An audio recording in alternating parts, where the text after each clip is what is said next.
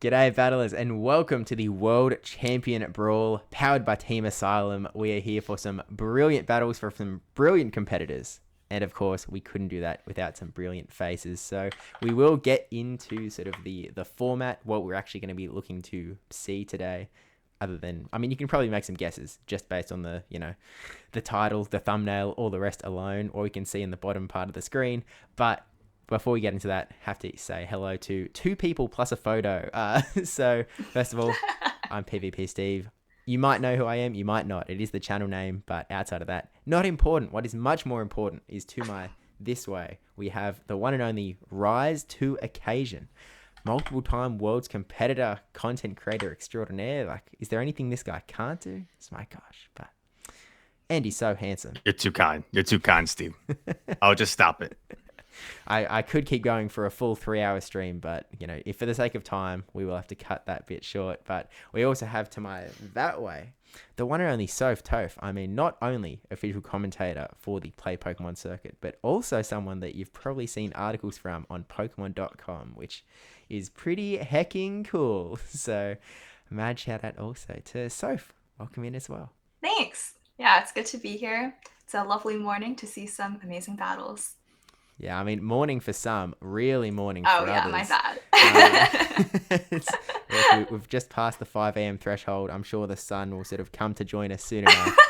But regardless, we are here bright and early, ready to go for the World Champion Brawl. So, format, probably the most important thing to cover other than these two brilliant people. I didn't even address the elephant in the room down in the bottom right-hand corner. TomahawkUK will be joining us a little bit later in the stream, but public transport, man, it's a beast that some people can struggle to conquer. And Tomahawk was at a Play Pokemon local cup.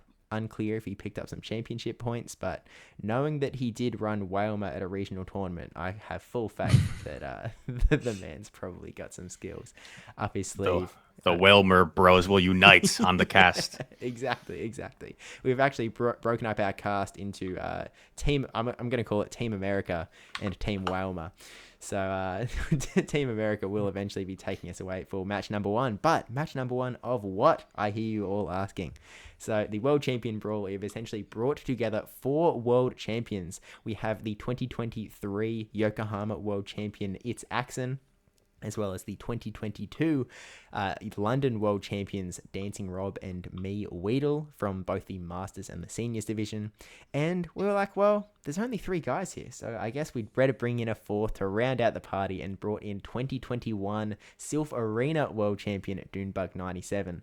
Now, long-time viewers may be aware of the previous World Champion Brawl that we did maybe even close to exactly a year ago, where we had the 2022 champions again. So we had MEweedle and DancingRob alongside the other 2 Sylph Arena World Champions, Vroom Vroom Pow and Speediest Chief 2.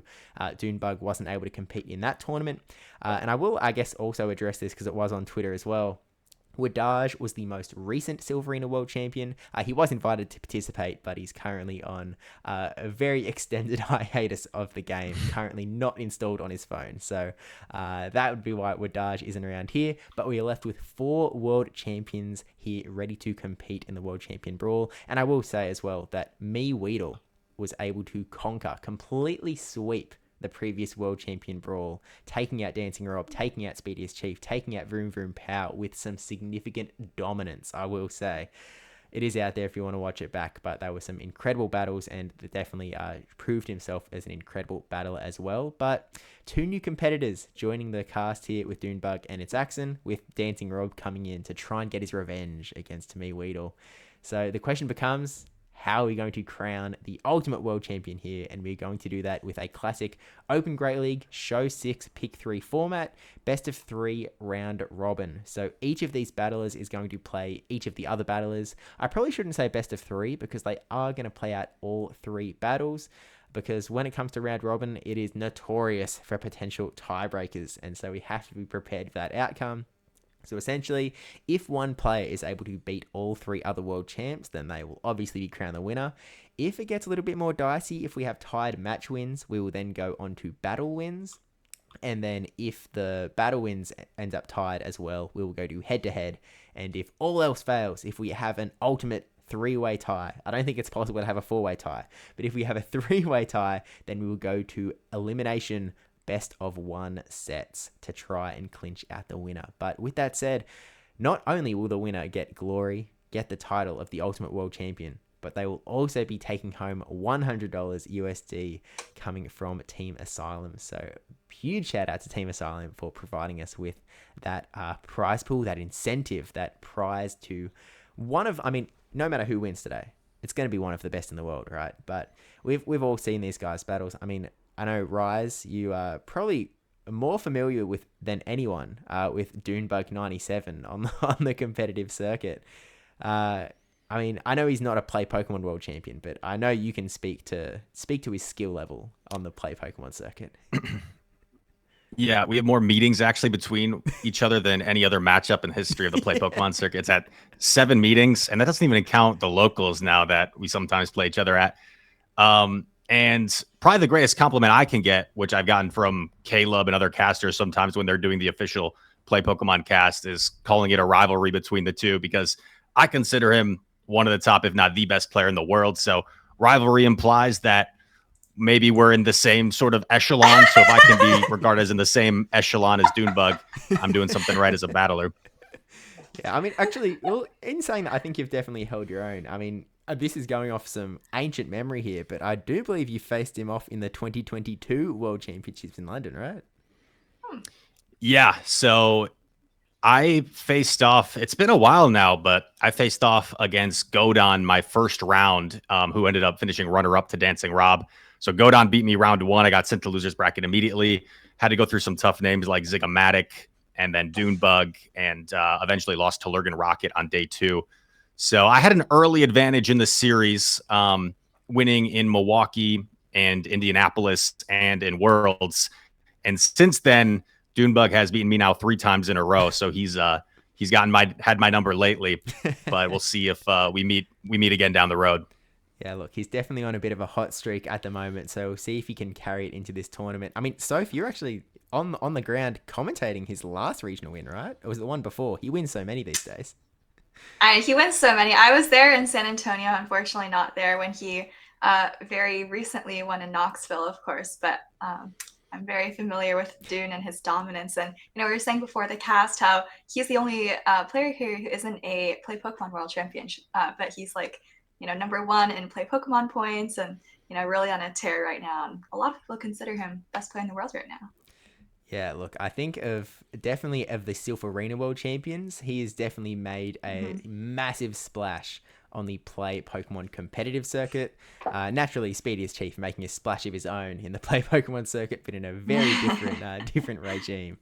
But still an incredibly strong battler. Now, unfortunately, again, Tomahawk isn't here quite yet. So, we would be relying on him for his European knowledge of MEweedle and DancingRob, both hailing from the European side of the forest. But I will just say that, again, really, really strong battlers. And I think that MEweedle actually had to face ItsAXN in, I don't think it was the first rounds, but in maybe even the first round. I think it was the first round where they actually had it was the first round, off. Yeah. On Axen of 2023 Worlds, right? Yeah, in Yokohama.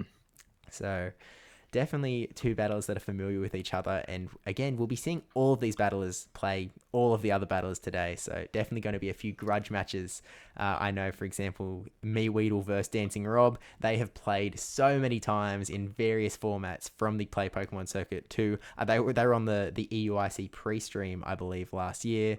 They played, obviously, in the last World Champion Brawl. They've played in Silph Arena Factions, and I think that MEweedle has done pretty well against DancingRob in almost every single time. So DancingRob is definitely going to be looking to push back against MEweedle, if not push through to the entire competition. But with that said, I hope that I haven't forgotten any details. I'm sure that I have. I will actually, maybe one more important detail is that this is in the World of Wonders season. Full movesets, full, everything. It's not the sort of Utrecht special rule set of only some things being allowed, some not. Completely open, ready to go, play Pokemon format, etc, etc, etc, and we'll see how things go with good time. But with that said, I mean, Rise, Soph, Team America, I guess, are you guys ready to take it off into our first battle, which I believe is actually going to be that Worlds 2023 rematch of MEweedle versus ItsAXN? So ready, Yeah, I'm ready Steve. to go. All right, let's Same take here. it away. All right, Miss Soph. First of all, it's a pleasure to be here casting with you as the reigning Play Pokemon World Champion ItsAXN gets ready to face off against Weedle. This youngster, I think of him along with the Hot Pockets of the world, the Wadages, these young kids that have been so technical and so gifted at this game, so high level. ItsAXN, though, he's the world champion and he's the big name everyone's talking about. If we take a dive and look at these teams from these two, there's not a whole lot of overlap. There might not be any overlap at all. Two pretty unique teams. So is there anywhere between the two teams that's something that stands out to you? Maybe any sort of advantage or Pokemon you think we could be seeing a lot of between these two fellas? I have to take a few more seconds to look to see whether there's any advantage, but something that stood out to me when I was looking at all 4 teams from these players is that there's actually 0 Annihilate, which is pretty interesting. Because it's kind of been the dominant fighter in the last couple of Play Pokemon tournaments. We do see MEweedle bring that Hakama-O, of course, recently got that Brick Break buff, and ItsAXN actually opting there for the Vigoroth. And I think Vigoroth is actually pretty safe against MEweedle's entire team. Expect to see it a lot. Obviously, you do need to watch out for that super effective Brick Break from Hakama-O, but other than that, has a lot of play, I think. Yeah, I agree with you. That Vigoroth looks exceptionally safe against Weedle. And a player like ItsAXN likes to run flexible lines, and I could see him dancing around quite well with that.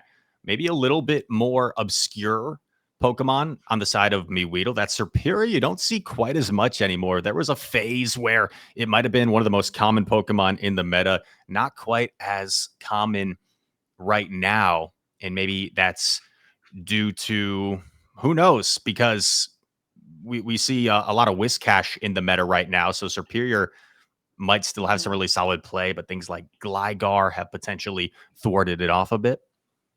Right. I think back when Gligar was the main flyer that we saw, Serperior was like a pretty good grass type because, of course, you're dealing neutral there, so it's not as bad of a matchup.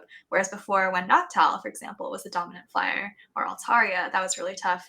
But we have seen Serperior kind of shrink back into the shadows a bit. I also do want to remind our viewers that these are open team sheet battles, and I think pretty much everything here is standard, but MEweedle is rocking that Aerial Ace, Serperior, no Leaf Tornado today. And then ItsAXN has that Future Sight Cresselia. And I believe that's also a Shadow Gligar, which actually looks pretty safe as well, as long as you can avoid the Azumarill. Very true. And that Future Sight's a good call, so because that could really come into play against something like the Lickitung when shields are down in those types of scenarios. Well, Steve, if the battles are ready, I think Soph and I are ready to get this thing rocking and rolling as the reigning Play Pokemon World Champion ItsAXN takes on MEweedle, the first inaugural season of Pokemon Go getting added to championships, the champion of that senior division, which some people talk about. Sometimes it wasn't as many competitors, but the competitors that were involved are still some of the best players in the world, the likes of Hot Pocket, Wadaj. We saw Allen. He was the runner-up in that championships. So MEweedle, just a very feared, a very talented, and a consistent top of the leaderboard. I know he's been number 2 on the GBL leaderboard many times now. As we get into the first battle, and we see Shadow Gligar against the Skeledirge. Shadow Gligar has access to that super effective dig, but these Incinerates are also going to really add up, and we see ItsAXN going for the Aerial Ace bait, able to get the shield right away, Soph. And that's going to be pretty helpful because now you get to this dig just a little bit more quickly. It looks like MEweedle is firing off a bait of his own here with that Disarming Voice. Gligar would be able to take this, but like you said, those Incinerates are adding up pretty quickly. So it is going to throw up the Protect Shield and hoping to get off this dig probably. Oh, but it looks like MEweedle actually swaps out. Yeah, pivot into the Hakamo. Didn't want to be forced to invest another shield and going to be willing to take the Aerial Ace on the chin. This is going to be super effective damage from a Shadow Gligar, really chunking away at that Hakamo. Oh, and ItsAXN very content just staying in and firing off this second aerial ace. Yeah, he doesn't have a great answer to the Hakama-O, but it's okay because it's out of the picture now, and he still has switch advantage too. MEweedle's still going to be locked in here for just a bit, so it's looking pretty good for ItsAXN. I mean, you have the Whiscash. I believe that's a Shadow Whiscash as well, by the way, here for that Skeledirge, and ItsAXN, of course, recognizing that those clocks are still desynced and able to get some advantage here too. Going to take the Shadow Ball, though. Yeah, an interesting play from Axen, willing to give up switch advantage. As you said, switch timers are desynced. That Shadow Ball doing a heck of a lot of damage to this Shadow Whiscash. And MEweedle senses he might value this Skeledirge. He's going to invest a shield on this Mud Bomb. Can you incinerate down, though, the spammy Whiscash? No, you're going to be forced to throw a Disarming Voice. And it's Axen faced with the decision to shield or not to shield. That's the question. He's going to shield, and he is going to try and get rid of this Skeledirge, but not before the pivot. And so if I think ItsAXN likes the position he's in. Yeah, this Mud Bomb does put the Azumarill into Zap Cannon range, which is pretty nice, but you have to remember that there's still a little bit of health on that Skeledirge, and ItsAXN doesn't really have a great way to get rid of it. I mean, you do still have a bit of the Gligar, but most likely going to need to build up some energy in this matchup here. Maybe even, I don't know if you can undercharge from this range, but you should be able to come out with some energy and get to another Zap there. Yeah, a bit of a situation where that knowledge of how much the Zap Cannon does exactly is going to be pivotal. ItsAXN might want to consider the undercharge. No, just going to go for a fully charged Zap Cannon, and that leaves Azu with a perfect amount of health where he can lock this thing down and hopefully come out with a move ready for that Skeledirge. That's right, and ItsAXN, of course, does still have a little bit of that Gligar left, but like you said, I think just going to be able to close out this game with the Registeel. And it's actually a pretty interesting game. Of course, MEweedle got pretty far behind, I would say, kind of sacrificing that Hakama-O early on, not getting much value out of it, and then, of course, having those desynchronized switch clocks really allowed ItsAXN to take advantage of the Whiscash Skeledirge matchup. Very well played in game number one, as we'd expect from these two trainers. And Axen, probably the most interesting play was willing to give up switch advantage in pivot there. I think normally you would want to just let your lead Pokemon go down so you can align that Whiscash with the Skeledirge. But as you mentioned, so made the read that the switch timer was still so desynced and that his opponent was locked in for such a long time that he was willing to make that play and get his Whiscash aligned with that Skeledirge for that period of time. Yeah, Shadow Whiscash has kind of come out as a really, really safe Pokemon. Obviously, in this case, there's a superior, but the Shadow variant does do a lot better against even things like Azumarill compared to the regular Whiscash. So I think ItsAXN was able to get a lot of good mileage out of that. And, you know, if you look at ItsAXN's team, actually, Skeledirge with energy can hit most things. So I understand why he decided not to get incinerated down there. I think that's well said. A 1-0 advantage, and another win would give Axen the match here, but we'll see if he's able to take all 3 points as well, because in this type of format, every battle could matter, could come down to tiebreaker points. And I'm sure MEweedle will look to even up the series in this next game, of course, as we transition into it. And we'll see if he makes any adjustments. Had to fully sacrifice the Hakamo game one. Now he catches a positive lead, and we see the swap, and it's the Gligar met by the Azumarill. Yeah, perfect read there from MEweedle. Had the good lead, had the hard answer to the Gligar as well, and I think just going to try to farm up some energy here. You probably don't want to take 2 digs as the Azumarill, so maybe just fire off that Ice Beam relatively soon, maybe 3 more bubbles or so.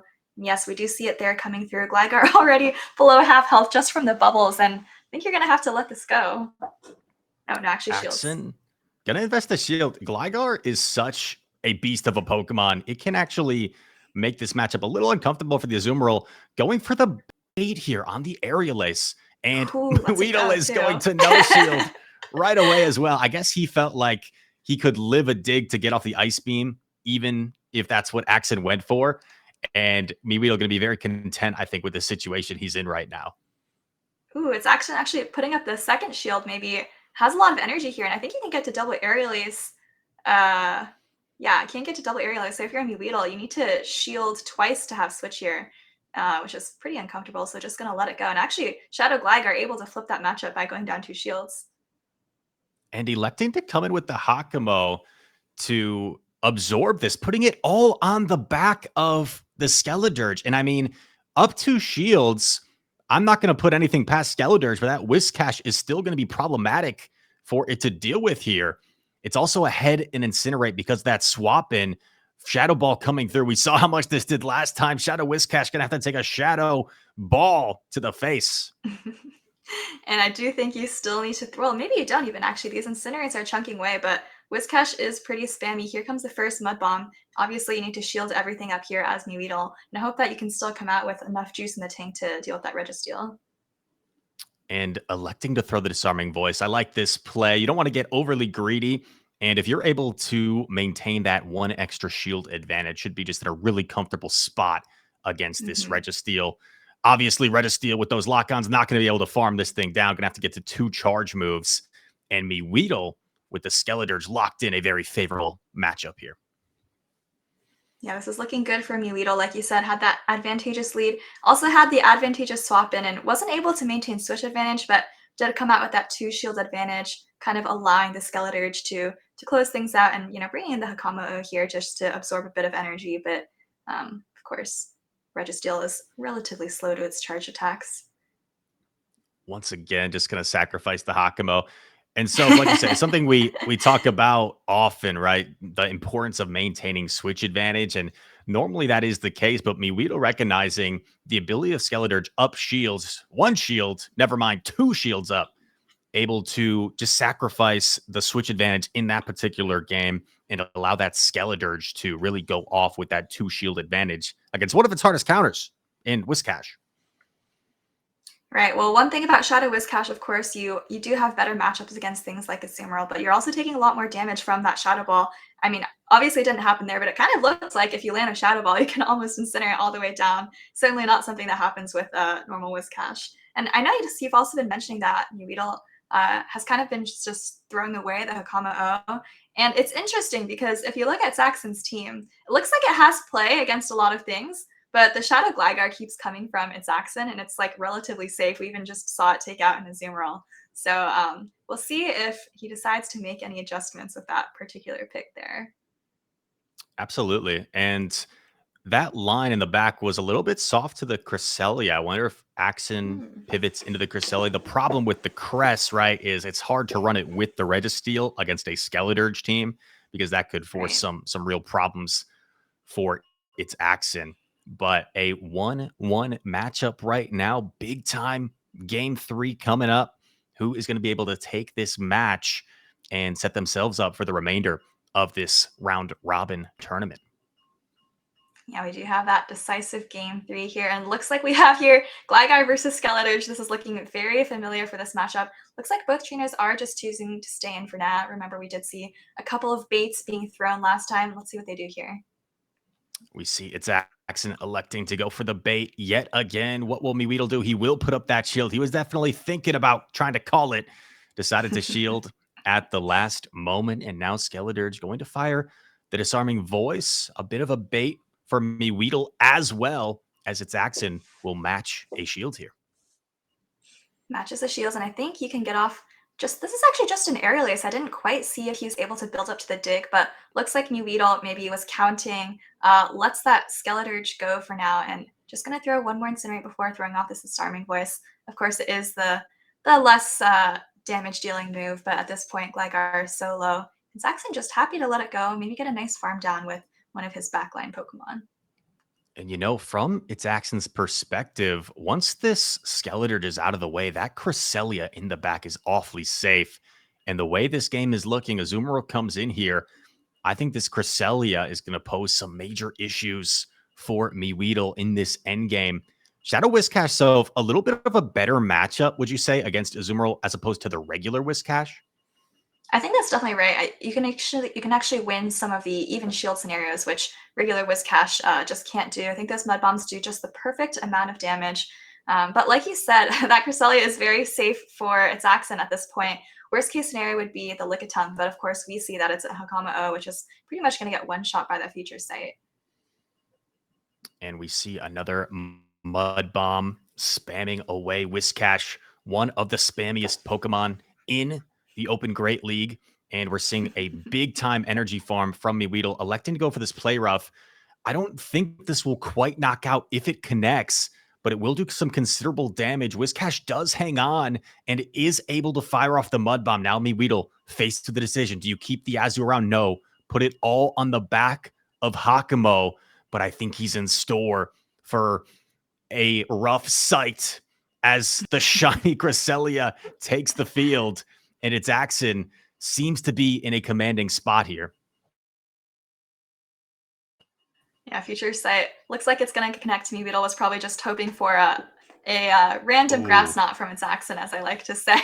Unfortunately, Future Sight does connect pretty much one shot to the Comet O there, and ItsAXN able to take that 2-1 victory for that first match. Yeah, a back and forth affair. ItsAXN captures the first game. MEweedle evens it up with a great team read and a very convincing game 2 win for him. Axen takes game number 3 to win the series. So I could be wrong, and I think the man himself, ItsAXN, may be in the chat, but I believe his matchup against MEweedle at Worlds last season might have also been a 2-1 victory that came down to a game 3. So maybe a bit of a replay here in this tournament format. But what can we say? 2 exceptional battlers going head to head, and correction, it was a 2-0. So I will take that one. Well, like you said, 2 really great battlers, and ItsAXN, kind of just had the read there in game 3 to bring the Cresselia, just like you mentioned, dropping the Registeel to kind of make room for that extra Skeletor's weakness. So very nice there. Absolutely. And that's sometimes how these games go. Your opponents you feel like they're comfortable with a certain type of line or a certain core of Pokemon. And in a game 3, you make that gamble, you make that call. He's been awfully soft to the crest. Let's bring it here in this game 3. And that gamble did pay off for Axen taking the first match of the day. So a fun start.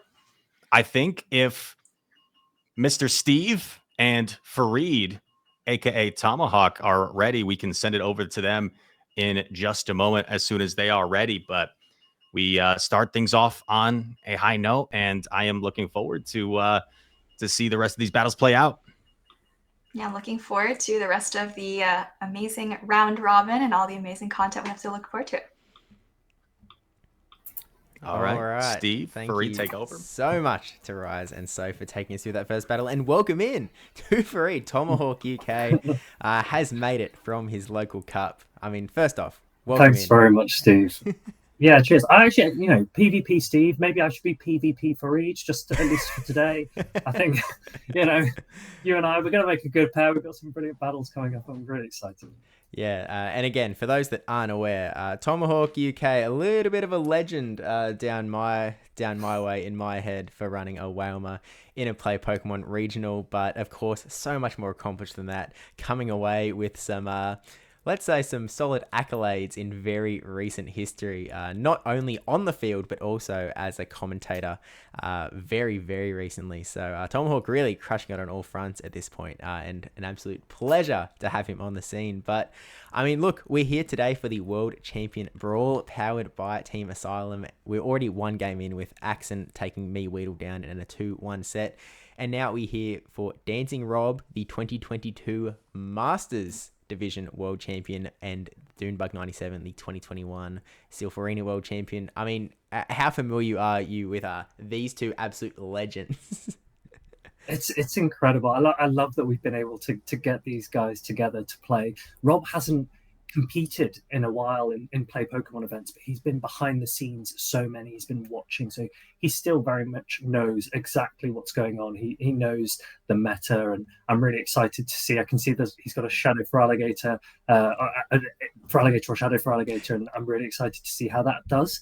One thing that has been interesting in some of the events that I've seen, including locals, is that everyone seems worried about for Alligator. They keep covering it as much as possible. They make it really difficult to use. But let's see if Rob's able to take advantage.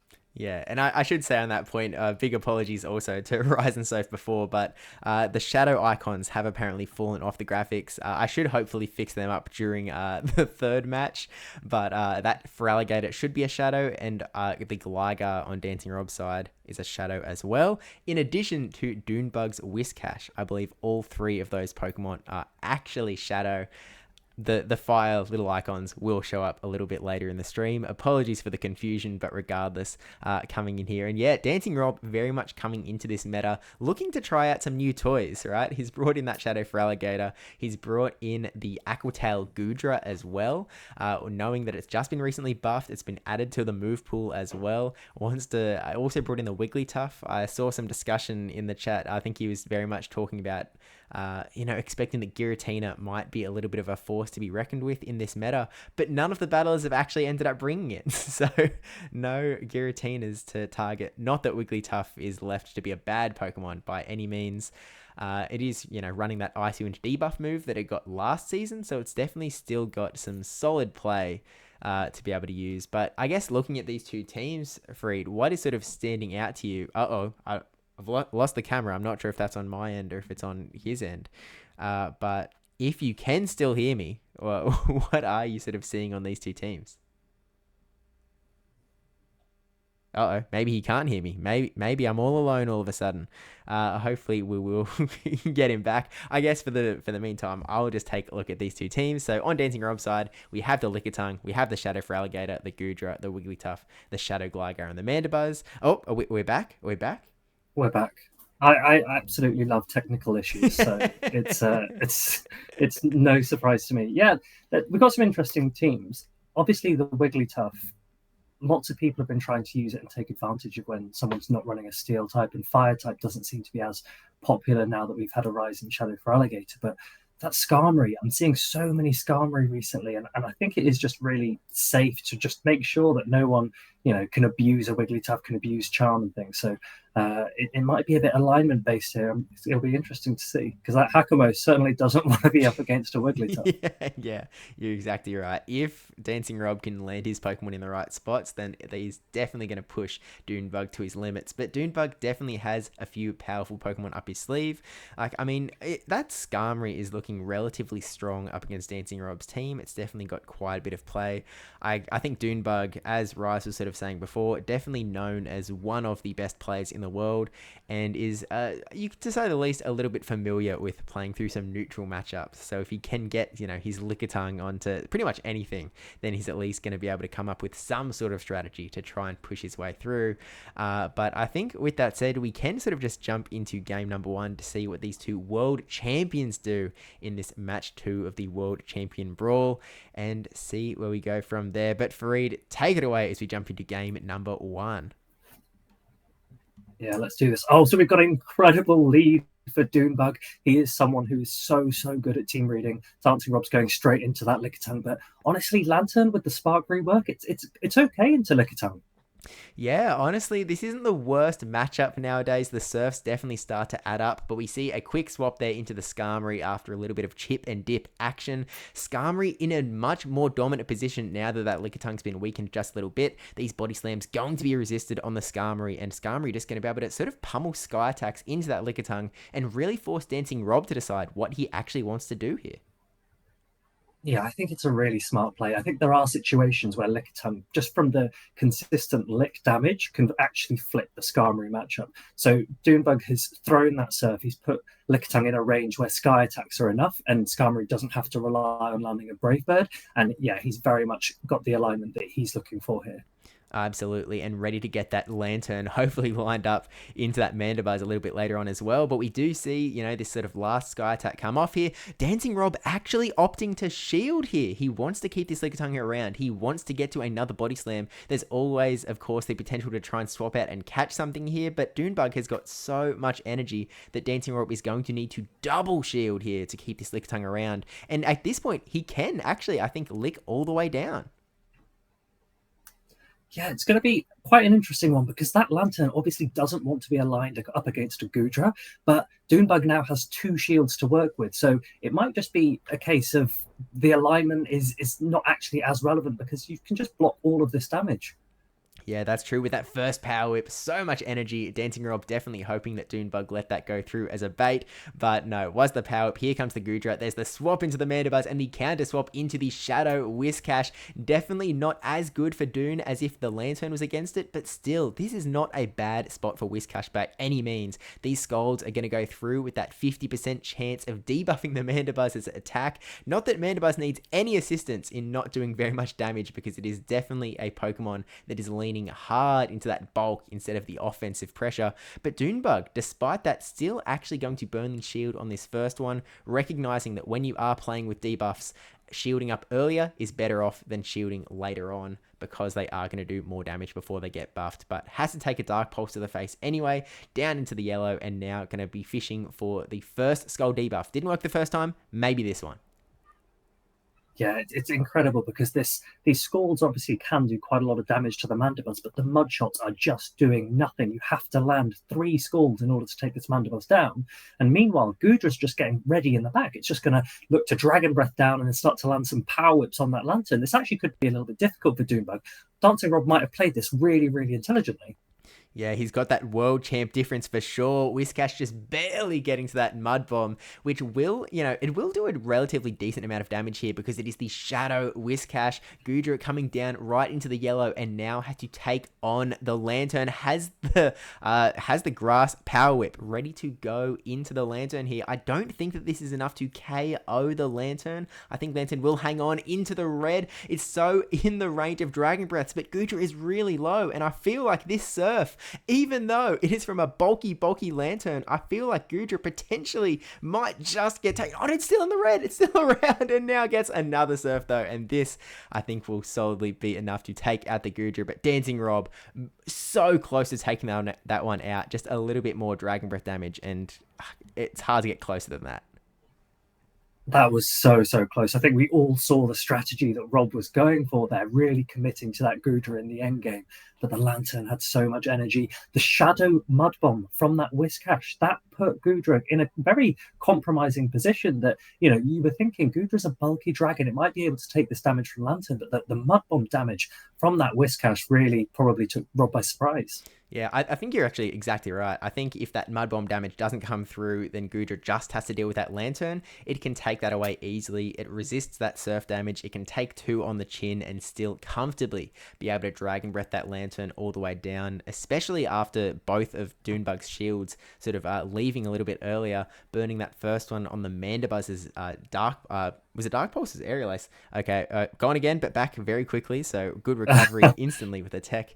But I think that definitely DancingRob was hoping to take that out, but he still played to his win con. He was still ready to try and get the W against Dune Bug, but I think definitely we're set to see some, and that was also, by the way, with a lead of Lantern into Mandibuzz. So DancingRob definitely came back pretty strong against a really difficult lead, and I'm definitely looking forward to seeing what these two are going to be looking to do in game number 2.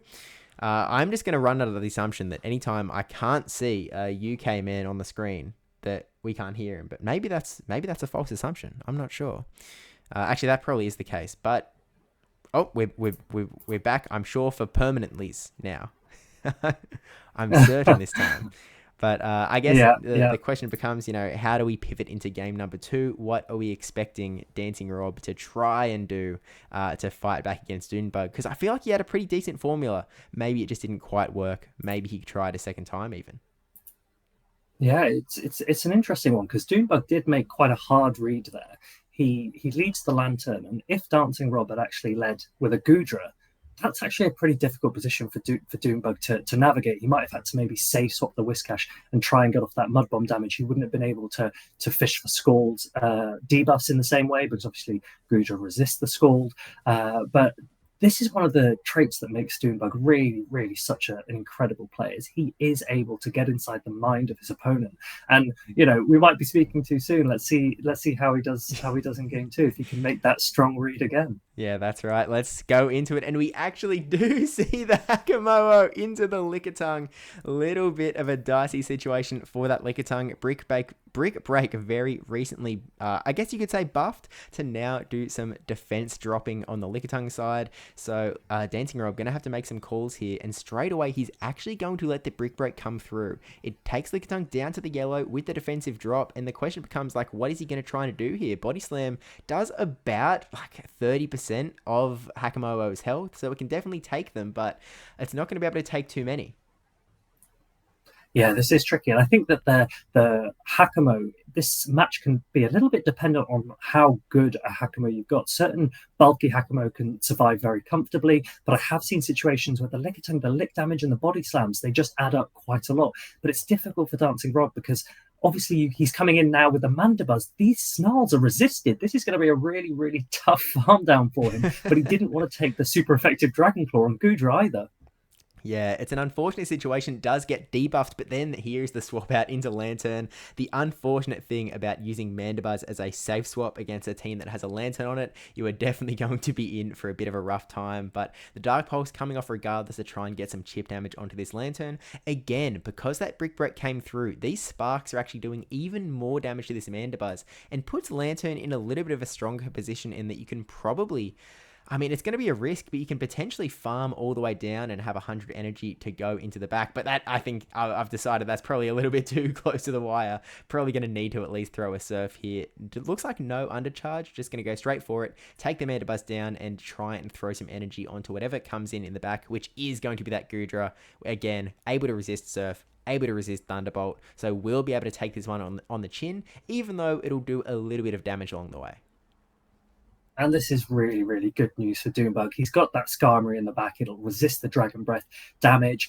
Goodra will be forced to only be able to throw Aqua Tails. Obviously, it can't throw the Power Whip into the double resisting Skarmory. And it's just a very, very dominant position here for Dune Bug. He's read the line really well. He played the Hakamoa, which was strong both into DancingRob's Lickitung as well as into the Goodra, but also into the Mandibuzz. It was actually a really, really difficult lead for DancingRob to navigate through, and Dune Bug is reaping the rewards. Oh, absolutely. I mean, look, DancingRob is still holding on to that Lickitung that he can try and use for a catch. He's just short of a Body Slam. He swapped out just before he made it with a little bit of damage transferring strategies, I think. Getting this Aqua Tail off onto the Skarmory, though, it's not going to be quite enough to take it out, even with the Aqua Tail buff. Here's the attempted swap into Body Slam, but no, not able to get to that Body Slam. Just barely too short. Here's the Goodra able to Dragon Breath down, and unfortunately, this Skarmory is just sitting there with too much energy. DancingRob actually going down with 2 shields there as well. Slight delay in getting us back up, but like really, really close. Like as much as, again, it was a really hard lead for DancingRob, it was a really good reading from Dune Bug 97, just being able to read into the soul of his opponent every single time. I feel like DancingRob, again, has that, in the back of his head. He's got the identification of how to try and win here. He's like, okay, I'm going to need to pull something out. I'm going to need to try and bank this Body Slam on the Lickitung ready to go. Unfortunately, though, just, with a 2-turn air slash coming in, he just wasn't able to come in, get the lick, and the Body Slam off to try and take it out in the end there. But Dune Bug 97 now at 2-0, but as we've said before, this is, we play every battle here because they could all count when it comes down to the tiebreaker. Match win is the most important factor, but if match wins are tied, then we will go to battle wins, and so even this, these games 3 could be all important. And we saw that in the last set with ItsAXN versus MEweedle, where MEweedle was able to get that game 3 win. That could all be important at the end, but at this point, we now have to go into game number 3. It's really impressive. Yeah, it's really impressive from Dune Bug. He recognized that he didn't need to be throwing any attacks. He just needed to commit to the farm down. The fast attack pressure that he had on his side was more than enough. And DancingRob, it was actually really, really difficult. Even though he banked that Body Slam, he didn't have any targets that would put out meaningful damage against. The Skarmory was happy to take the Dragon Breaths. It would have been fine with a Body Slam, earlier in the matchup as well. It was a very, very dominant performance there from Dune Bug. No, I think dominant is definitely a word that can be used. Definitely really, really strong showing in these first 2 games of his showing in the World Champion Brawl. powered by Team Asylum. But I guess now the question is the pivot. So I think you identified in the last game, Goodra, definitely a really strong pick for DancingRob. It resists so many of the moves on Dune Bug's side that it can really work quite well, especially with that Dragon Breath pressure. So I just don't see Goodra not coming. I feel like DancingRob he's sort of got some dicey options in, like, the Wigglytuff is a really hard bring. It's a little bit, hit or miss. The Mandibuzz, we've seen it twice having to face a Lantern in both Game 1 and Game 2. Again, maybe you just have to, when you're facing Dune Bug, you have to acknowledge that he's going to be able to read your mind and he's going to be able to land the worst Pokemon against your worst Pokemon. And so maybe DancingRob... And this is the difficulty, isn't it? Yeah. This is...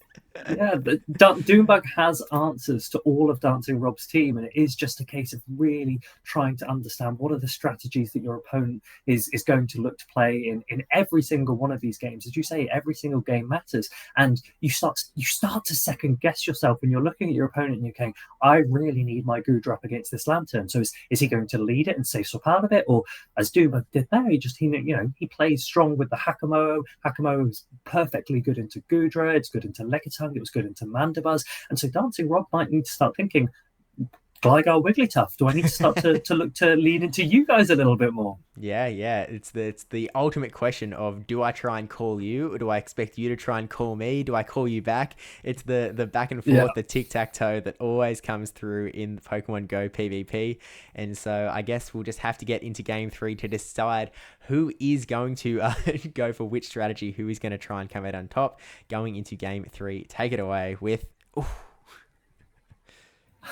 Well, this is actually quite an interesting situation, because the Whiscash, as long as it's shielding Power Whips, obviously is very comfortable. Because it's a Shadow, the Body Slams also do quite a lot of damage now. So I'm very interested to see how Dune Bug plays this out, what his strategies are. Yeah, I mean, look, he's still going for that Scald debuff and finally gets one in game number 3. But now Lickitung, Dune Bug has to make the call, right? Do I need this Whiscash for later on? He decides to shield up the Body Slam. DancingRob not going for the Power Whip straight away. And now he's sort of got to make a call here. Like, do we go for the... Oh my goodness. And brilliant catch from DancingRob, catching the Scald, the resisted Scald into the Goodra, soaking up his energy, putting the pressure back onto Dune Bug. No attack debuff again either. Boost Bug apparently faltering when it comes to the debuff, but here comes Hakamo. That was a really crucial catch, wasn't it? Because you saw how much damage that Scald was doing to the Lickitung. It actually only needed to land 2 Scalds, and that would have been enough to KO that Lickitung. So DancingRob was able to sponge so much of that damage. He got fortunate to not be debuffed, and he's managed to do quite a lot of damage to this Hakamo as well. Yeah, and as you sort of pointed out, he's actually brought in the Gligar too. So actually opting to come in with the Lickitung to try and soak up this Brick Break's debuff, I suppose. And now with Hakamo being so low on health, can almost get in there with the full lick down. The charge move's getting really close, but at the end, DancingRob deciding that it was just too short, has to throw the Body Slam, and Dune Bug letting the Hakamo go. And now it is going to be... But look how many steps ahead Dune Bug has planned. He has this Skarmory in the back that beats both Lickitung and Gligar so dominantly. This is going to be a really tricky position for Rob to come back from. He's now throwing this Body Slam, this resisted Body Slam, and he's maybe hoping to try and just get as much damage off against the Skarmory as possible before he spams as many moves as he can with his Gligar. Yeah, and that's absolutely what he's going to have to try and do here. But Dune Bug coming back in with the Whiscash, goes for the Scald. DancingRob shielding. Do we get the debuff just to put salt in the wound even more? We don't. Dune Bug really just using up all of his... He doesn't even need the Scald debuff for this point. He's in such a strong position. And just for good measure, getting one extra Scald debuff... one extra Scald onto this Gligar. Maybe with a debuff, but at this point, definitely didn't go through. Not even necessary. And at this point, Dune Bug could even opt to no shield here, let the Shadow Whiscash go down, and just leave that Skarmory to, as you said, have not only a really positive matchup against Gligar, but a very positive matchup against a Gligar with not a lot of HP. Dune Bug even going for the farm down strat. It's incredible. When you see a player play like this, it's no question that he deserves to be amongst these world champions. He could very well be the next world champion that we have later this summer. That was such an incredible performance from him. And you saw the way that he used that Whiscash, that Skarmory together, who formed such a strong partnership. there was not really much that Dancing Rob could do in the end. Yeah, it was really just up against the wall without very many I mean, like we saw in game 1 and 2, Dancing Rob really did have that strong identification of where his win cons actually were, what he needed to do, how he could try and irk the win out, really leaning onto that Gudra quite a bit. But, you know, in game 3, Dune Bug just really had his number. There was, I could not see an escape route for Dancing Rob at all, and he just had to face the music that Dune Bug was really coming knocking. I think it's going to be really exciting to see how many people start to look into Hakamo, whether or not they can take advantage of it. It's very different typing. It's one of very few dragon fighting types that are available in Pokemon Go.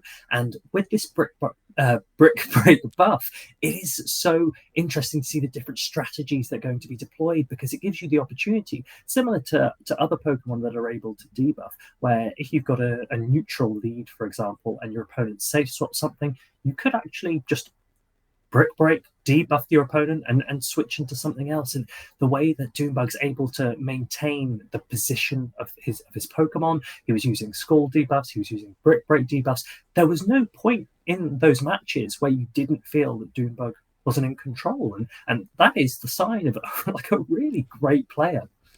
You're absolutely right, and I think that is one of Dune Bug's strengths that we've seen time and time again in all of his regional champion wins, and of course in his Sylph Arena World Championship win as well. Famously in the World Champion Finals in that Sylph Arena set, like the casters, I think it was actually me and Caleb were sort of looking at it and was like, you know, Dune Bug's lost this, there's nothing he can do. But like Dune Bug also just was like, no, I'm in control. He managed to just play this absolutely crazy play with Scrafty, and all of a sudden I think Caleb sort of looked at the screen and he tilted his head, and all of a sudden he was like, wait, I think Dune Bug's actually got this. And Dune Bug was just sitting there like calmly the whole time, knowing exactly what was going on, knowing that he had the path paved out ahead of him, and definitely a really strong competitor, and certainly in the top 4 out of all of the competitors here playing today, as far as someone that can take it all out. But with that said, again, actually I should probably say as well, because this is the World Champion Brawl powered by Team Asylum, we should give a shout out to the upcoming Sanctum Series event from Team Asylum that is happening on the 30th of March, 11 a.m. EST, with a $100 prize pool, free to entry all around the world. You can jump in on this. Pokemon Go, Open Great League, Double Elium, again in that sort of bracket, the vein of the Play Pokemon circuit. I've definitely had my chance to sort of participate in a number of these and also commentate on a number of these, and they are definitely a lot of fun. A chance to win some money as well, just like these battlers do in this tournament, with $100 going to the winner. In these tournaments, I think money is split between first, second, and third, but it is definitely worth jumping in to get a little bit of practice for your upcoming Play Pokemon tournaments, whether that be a regional, an international championship, as a few are coming up, or even your local cups and challenges, as some people are extra familiar with in very recent history, playing in some local cups, you could say, even on this very cast. But with that said, all of that information, you will be able to find that on Twitter, and join the Team Asylum Discord, that you can find a link to that on Twitter as well. But with that said, DuneBug97 taking out DancingRob with a 3-0 in their first sets on the battles. So look, we're gonna pass it back over to Rise and So for the next battle. But I mean, look, before we leave, they were some pretty solid sets. It's incredible. Honestly, Team Asylum are smashing it with these events, because so many people are getting increasingly excited with a lot of these tournaments. We're getting to watch Play Pokemon, and every weekend that there isn't an event to watch, it's almost like, well, where's my fix? I need to. I want to watch these players. And when you get the opportunity to watch players like Dune Bug perform the way that he has, like you learn so much. It's quite inspiring and invigorating. I think they're really exciting battles, and we've got loads more to show. I'm really having fun. Oh yeah, and look, if nothing else, that tournament from Team Asylum is going to be a chance to try out your own Gudra, try some Dancing Rob plays to try and fight through some opponents. So definitely highly recommend that. But if Soph and Rise are ready, I think we're going to pass over to them for a bit of the 2022 World Champion hype battle of DancingRob versus MEweedle. Sort of Europe versus Europe, seniors versus masters, champ versus champ. Again, they face each other off in the previous World Champion Brawl. They've faced each other so many times, and I think it's definitely going to be a good one. So, we'll see you on the other side, but we'll pass it over to Team America. So, take it away, gang, for another, I'm sure, thrilling set of battles. Thank you.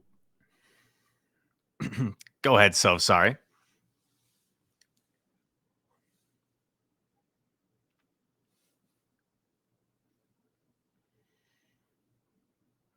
Yes, thank you so much. So, USA Pride, Steve and Fareed, you were mentioning that Asylum tournament coming up. I think I know the person that won the very last one. I think I know who it was. Was it pretty recently? Was it a gal by the name of Sophtoph that won a previous?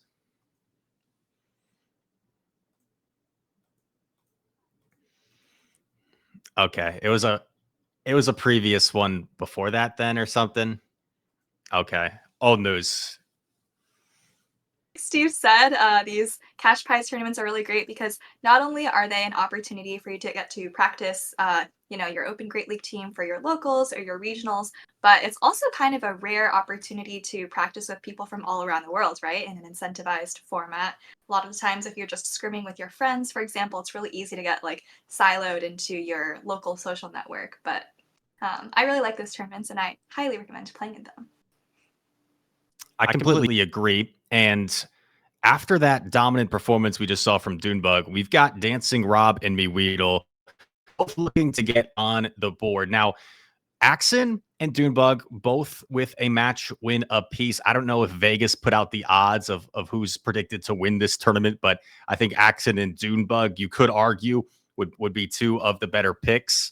And let us know in the chat who you think is going to take it all home. But right now, Rob and MEweedle both trying to get on the board. Two world champions from the first inaugural season of Pokemon Go getting added to the Play Pokemon Championships. And we will see. I'd say maybe the two more unique teams, so out of the four battlers in this format, some of the more unique picks that we've seen brought in this round robin tournament we have today. Yeah, that's right. We do see that Lickitung in common for both players, but other than that, kind of like before, there's very little overlap between the teams.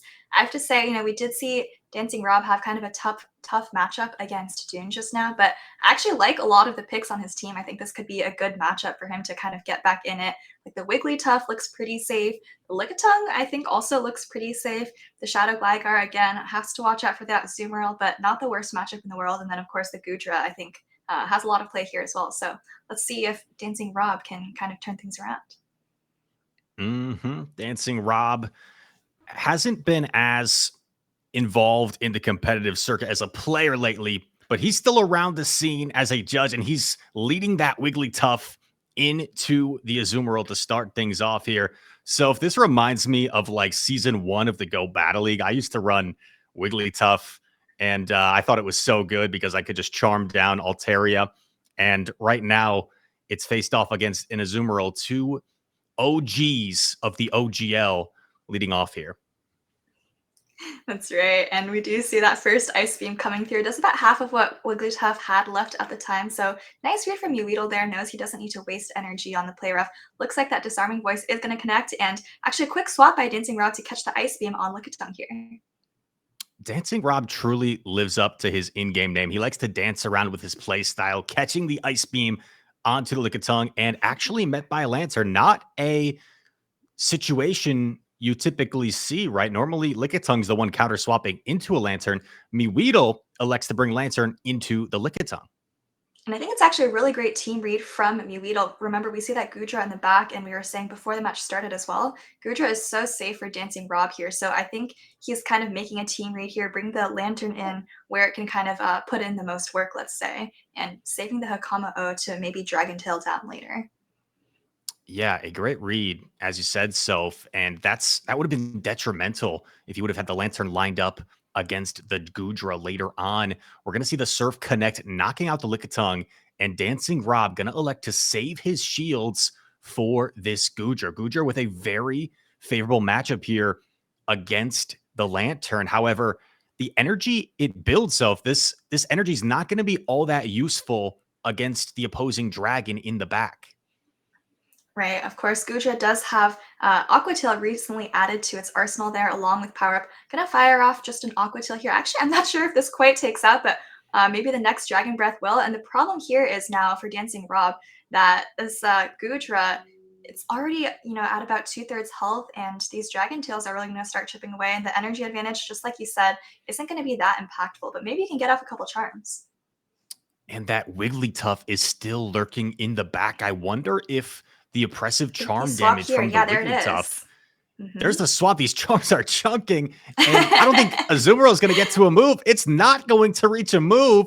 And this Wigglytuff still has a shield to hide behind as it charms down this fighting dragon. Double super effective damage.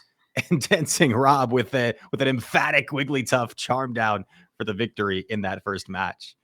It's really just not Hakama-O's day here, but at least for MEweedle, maybe for Dune Bug, it's working out. But that was a really nice game there from DancingRob. I was so focused on the Goodra in the back, I completely forgot that the Wigglytuff can just, take out the Hakama-O with like 2 seconds of charms. I think even if MEweedle had like swapped incredibly quickly, of course, the Azumarill just gets charmed down. And even just taking one charm on the Hakama-O is probably enough to make up for all the Dragon Breath damage. Yeah, those charms certainly looked all of the double super effective that they were. And nice job by Rob keeping the Wigglytuff around and able to use it in that end game. I mean, catching a neutral move, sometimes you might be like, what's the point? But able to keep that Wigglytuff around and really just save a shield for it in the end game proved to be very effective. Super effective, one may say. And I like what you said about Rob kind of dancing around these matchups, especially in a matchup like this where he has so many flexible Pokemon, not being afraid to kind of switch around, save Pokemon that you think could be useful later, and kind of spread the damage around to, for example, take an Ice Beam on Lickitung, which doesn't do that much damage. It's not the most efficient move. So I like this plays from Rob.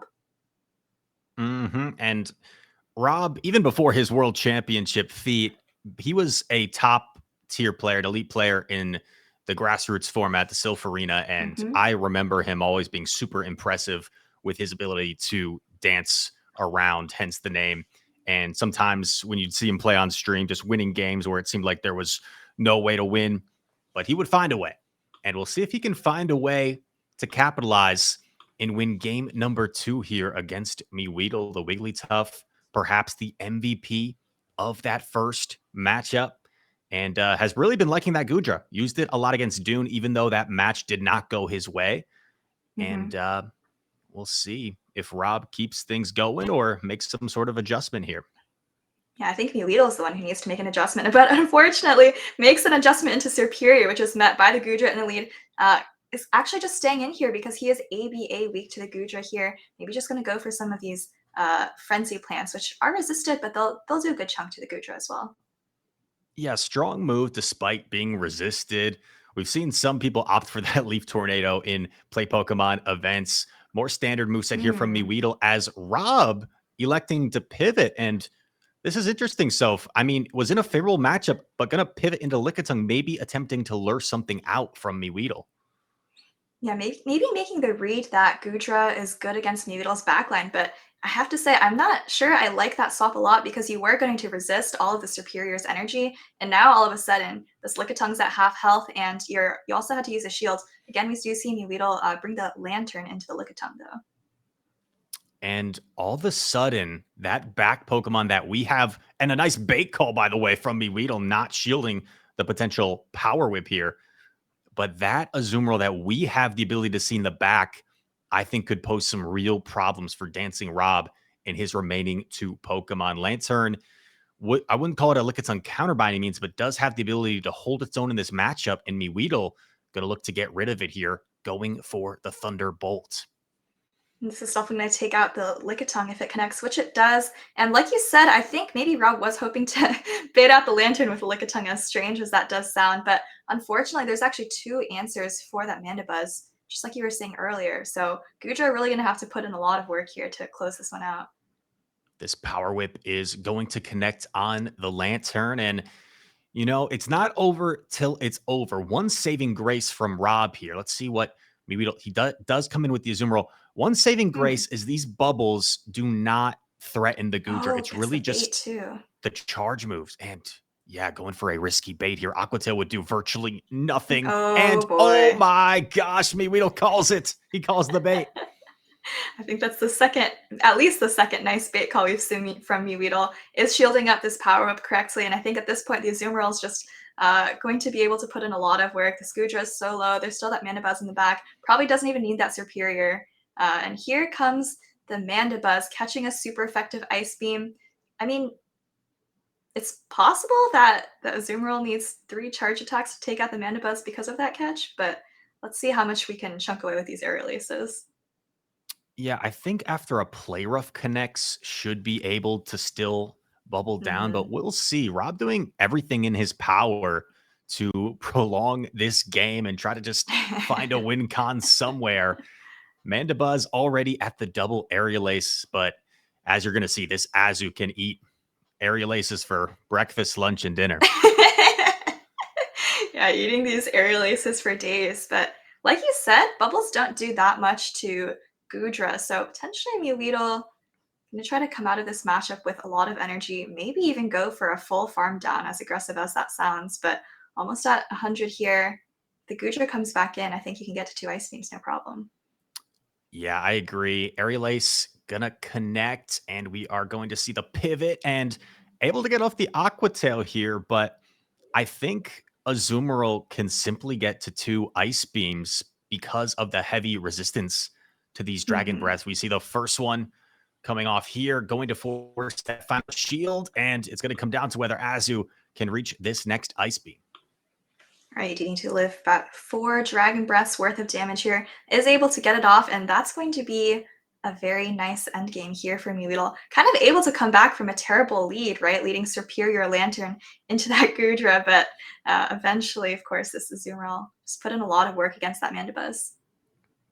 Yeah, nice job by MEweedle evening up the series 1-1. And we talked about Rob's decision to swap the Lickitung out of a positive matchup, Gudra into Superior, and a lot easier said than done. Oftentimes, as a player, you have a strategy in your head. You feel like you have to lure something out to set yourself up for the end game. In hindsight, Rob maybe wishes he would have just stayed in that lead matchup, but you can't change the past, can only adjust for the present and the future. So all tied up at 1-1. So Rob and MEweedle will try to make some changes in this game number 3. Wise words from Rise there. Just have to look forward and think about what adjustments you can make. I'd guess that DancingRob drops the Mandibuzz. I think he just has a lot of better options, and just like we saw there, was kind of matched up against either Azumarill or Lantern in the back. So pretty tough to bring, but maybe sticks with the Wigglytuff and the Gudra, and kind of picks another third to go with them. Yeah, it would be fun to see some Shadow Feraligatr action, but I have to agree with Rob's decision to not bring it against this team. I mean, right. I don't know what it's really targeting. I think the Skeletor is probably the only positive matchup for it. So maybe we'll get to see some Shadow Feraligatr later, but I would highly doubt that he decides to bring it into this matchup against MEweedle. I agree. I don't think it's doing much here. I think that and the Mandibuzz are probably his weakest Pokemon, but we'll have to see what he decides to bring as we get into this decisive game 3. Remember, neither of these players has won a match yet, but after this, one of them will have. We haven't seen the Shadow Gligar, but it may be lurking in the back for this decisive game 3. Lickitung into Superior, a neutral matchup self, as we know, but going to slightly favor that Superior.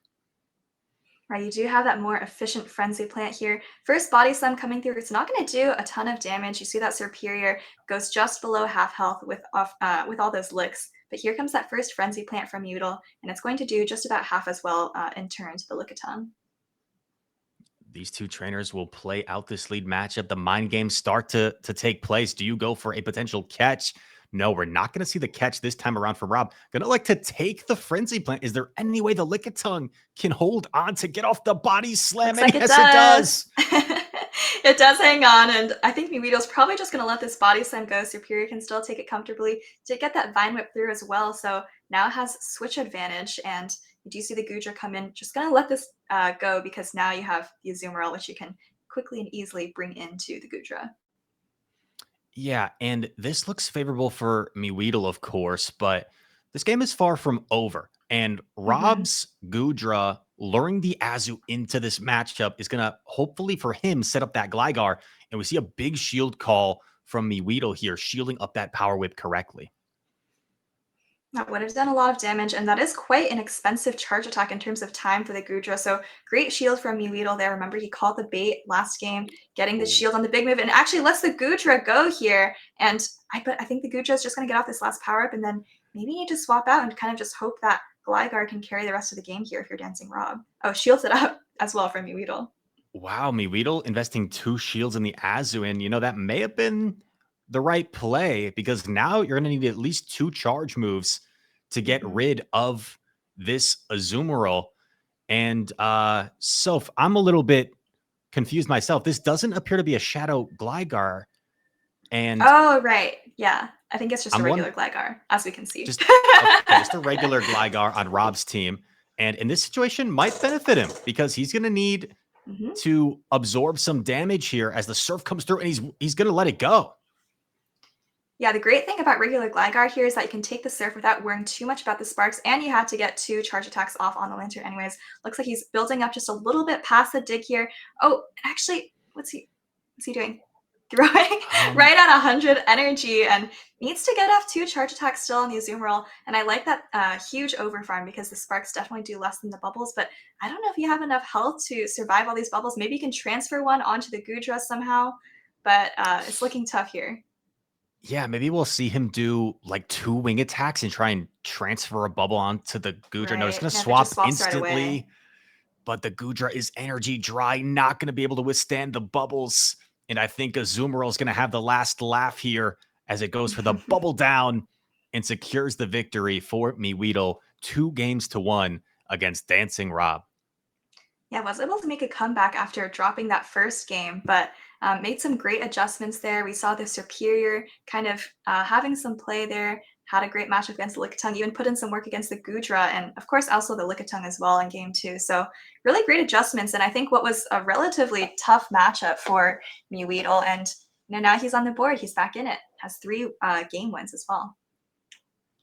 Impressive stuff. Yeah, MEweedle right back in it, and as these final 3 matches approach, we'll see who is able to emerge victorious amidst all these champions.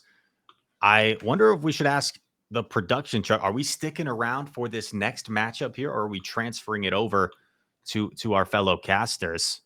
Looks I believe we're transferring it over, and we're going to get to come back in just a bit, right? But before that, let's see if Steve and Fareed want to take us through. I think we're going to have MEweedle versus Dune Bug here. So MEweedle sticking around, and of course Dune Bug trying to keep his momentum going after that 3-0 earlier.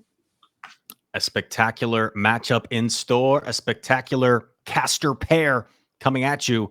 We send it back over to Steve and Fareed to take over. All right. Thank you very much, Rise and Soph, again for taking us through the 2022 World Champion playoff with MEweedle defending his seeming reigning title of stomping DancingRob in the Pokemon Go battlefield. But really great sets. But now we are looking at MEweedle trying to keep that momentum going after taking 1 match going into Dune Bug 97. Fareed, we've got 2 teams coming back in here. We haven't seen as much Skeledirge as I maybe would like to see, but MEweedle now has to use Skeledirge against someone who could in some ways be considered a bit of a Dirge master based on his earlier play Pokemon efforts.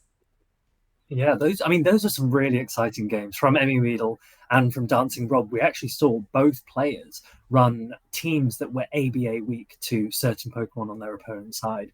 And when you saw that Goodra come in to a Superior, and we saw a Lantern in the back, immediately you're thinking, oh, it's going to be very, very difficult for MEweedle to overcome this. But actually, similarly, DancingRob had a Gudra with a Mandibuzz, and so that Azumarill in the end game was able to sweep. And I think it was really impressive how MEweedle was able to recognize how strong his Azumarill was, and he recognized it again there in game 3. And there's just so many things going on in these players' head. They're thinking so many steps in advance, and that really separates the good players from the great players. And I'm sure we're going to have some great battles coming in here, because this is going to be mind games. This is going to be potentially ABA strategies, because you can see that there are answers to Pokemon on both sides. Both players with a Hakamoa, which is something that, when did we ever think that we'd be seeing this? Yeah, definitely welcome to the world of wonders with some double Hakamoa action. But you're right, like there are answers to pretty much every Pokemon lying around. Like, you can look at Dune Bug's team, you can go like, okay, that Whiscash definitely has, some fair play against the Dirge, against the Lantern, against the Hakamoa even. But then you're like, oh, but there's the really hard check in MEweedle Superior, ready to sort of face it. But then you've got the Superior, and it's like, oh, it's obviously insanely good against the Shadow Whiscash, insanely good against the Lantern. You've got good play against the even the Hakamoa with your Aerial Ace, but then also some play against the Lickitung. But then you're really hard checked by that Skarmory. So there's the two players are going to have to sort of come to some decisions how risky they want to play it. Do they want to go for these sort of ABA strategies to try and fight their way through? Or do they want to try and, play it close to the chest and play it a little bit safe with some more neutral picks? It's really tricky, and especially as we get further into the growth and the life cycle of Pokemon Go as a game, we're getting more and more Pokemon with very, very unique typings, and that makes it very difficult to run standard ABB safe teams. You've got Skeledirge with a typing that actually can really throw a lot of lines off, especially if you've got a Cresselia that's running Moonblast. All of a sudden, that Skeledirge causes you a lot of problems. The Hakamoa as well, it's able to hit the safe Pokemon such as Lickitung, but also cause a lot of problem for the Lantern and even for a Whiscash. And MEweedle's probably looking at this team and just thinking, if I can avoid Superior onto Skarmory, Superior can put in a lot of work here, because it still has that Aerial Ace to hit Hakamoa, but it just has to avoid that Skarmory, and that suggests that you probably won't see Superior used as a safe swap. I think that would be quite a dangerous play, but you might be able to play ABA weak to Skarmory. You might be able to put Superior in the back, play something that's soft, like a Lickitung, see, if I get the Skarmory in the lead, that's fine. I'll crash the Lickitung out. As long as I can get that Skarmory low, then Superior can sweep in the back. So it's going to be really exciting to see what strategies. I think MEweedle is maybe a little bit more of a risk taker than Dune Bug, but let's see if that shows in these games. Yeah, I guess let's get into it. I will say I'm expecting some Cresselia action to come out from Dune Bug at the same time, because it's definitely looking like it could be pretty sweet into that Weedle team. But let's jump into game number 1 with a Lickitung into the Cresselia straight away. So Cresselia may be good, but it's not as good in this matchup where you are taking that super effective lick damage, but with as much bulk as Cresselia has, you're not at the end of the world here. And the first body slam coming through from Lickitung. Yeah, and I don't want to blow my own trumpet here, but MEweedle has done exactly what I thought he would, which is lead the Lickitung, put the Superior in the back, and he would have been very, very happy to see a Skarmory lead. But he'll now be thinking in his head, how do I pivot my backline so that I can ensure that the alignment stays how I need it? So I would expect him in this matchup to try and stay in with Lickitung and to come out with the switch advantage going into the next Pokemon. And look, you've done pretty good at mind reading so far, so we'll see if that trend does continue. But we see Dune Bug going for the Moonblast straight away to try and do some big damage on the Lickitung. It goes through unshielded, taking it down into the yellow. Again, no debuffs coming through from Dune Bug, apparently not his strong suit, but now they've actually, looks like that was charge attack priority with the body slam going to the Grass Knot. So you're exactly right, the Lickitung staying in here, trying to just push this Cresselia out of the battlefield, and now Dune Bug has to make the call here. Do I bring in the Hakamoa, or is this Lickitung going to be important later for a potential Dirge, and does bring in that Hakamoa, again, able to take a body slam on the chin pretty well, and I feel like Dune Bug here is just going to try and get a fair bit of farm off of this Lickitung. And it might be interesting here. We might see Superior come into this Hakamo. I'll be interested to see if we do, because that will show us what MEweedle is expecting in the back. He's actually coming in with the Skeledirge. Obviously, we know the Disarming Voice can do a ton of damage, but these Incinerates are being resisted. MEweedle must be reading that there isn't a Skarmory in the back, so Superior should be safe. Yeah, definitely a big risk to take, but he's going full for it, and now it's just going to be a case of when do you use these shields, because this Skeledirge is getting way too low, so it has to burn a shield on this first Dragon Claw. The Incinerates are resisted here, but as you said, the Disarming Voice more than enough against a Dragon fighting type Pokemon, so forcing that shield out of Dune Bug. And now it is going to be interesting to see how this ends up going, because that Superior is definitely looking like relatively strong in the sense that it can really do a lot of Frenzy Plant damage into Dune Bug's Lickitung.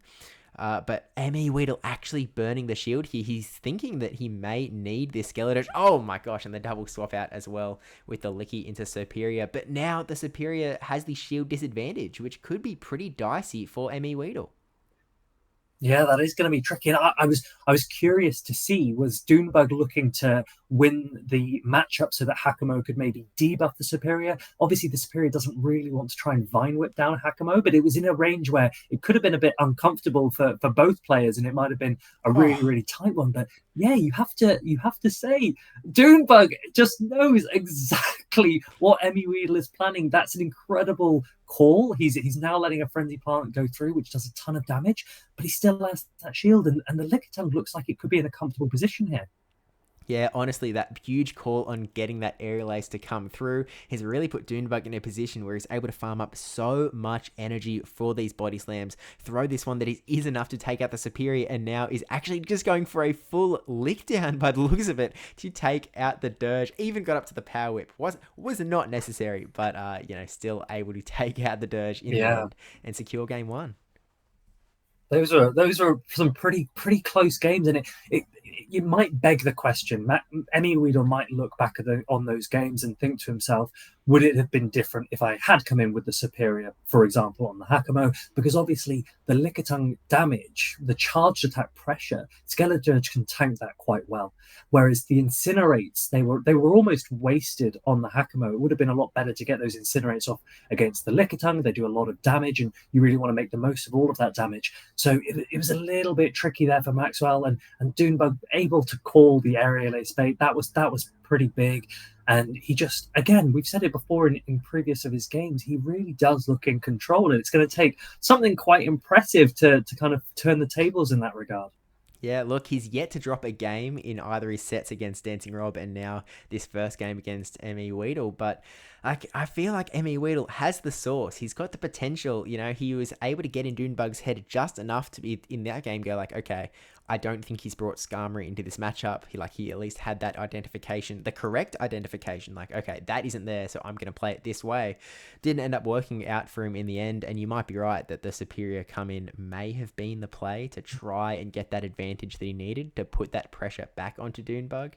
But, at the end of the day, MEweedle needs to sort of think of something to try and crack the formula here. I feel like it sort of goes back to the drawing board in the sense of, after that game where Superior showed it it could be a little bit of a threat to Dune Bug if he's not running the Skarmory, does he sort of get pressured into actually bringing the Skarmory into this game? Does you are able to identify what the best strategy may be with that sort of Lickitung in the lead, keeping Superior in the back.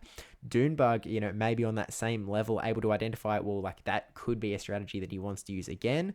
Do I want to try and counter that, or do I want to do what I did in that exact game there, really rely on a bit more bulk than anything? We had Cresselia in the lead, we had Lickitung in the back, and essentially just keeping those shields sort of ready to go to be pulled when needed. So, it could go a few ways. I think it's obviously easier for us with hindsight, with the vision of the backlines to suggest, as I did, what happens if the Superior comes into the Hakamo instead. But these players, they're going in, they've got seconds to have a think. And MEweedle probably looks at that Dune Bug lead with the Cresselia. And we obviously saw that the Cresselia is running Moonblast, so it doesn't have the same coverage that it could have against a Skeledirge. And when he sees that Hakamo come in, he's probably thinking to himself, well, hold on a minute, Dune Bug's not the kind of guy to run potentially triple weak to a Skeledirge. So it can't be a Skarmory in the back. So it's probably something that beats Skeledirge. And maybe he was thinking it's maybe a Lantern, it's maybe a Whiscash, in which case it makes a lot more sense to save my superior in the back. And so that's probably what's going through his mind. So he comes in and he's obviously throwing these resisted incinerates, but it's because he's really, really hoping to have a good alignment in the back. So far, he's not managed to face the superior against the Skarmory, but he's still not quite doing as much with that superior as he maybe wanted to.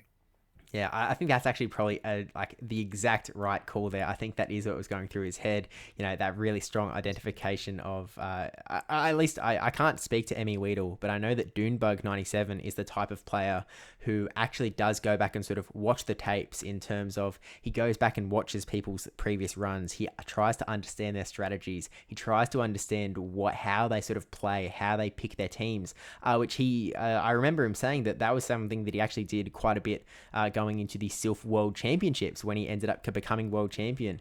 Very much similar to the first Sylph World Champion, Speediest Chief, in he did a lot of play testing with teams.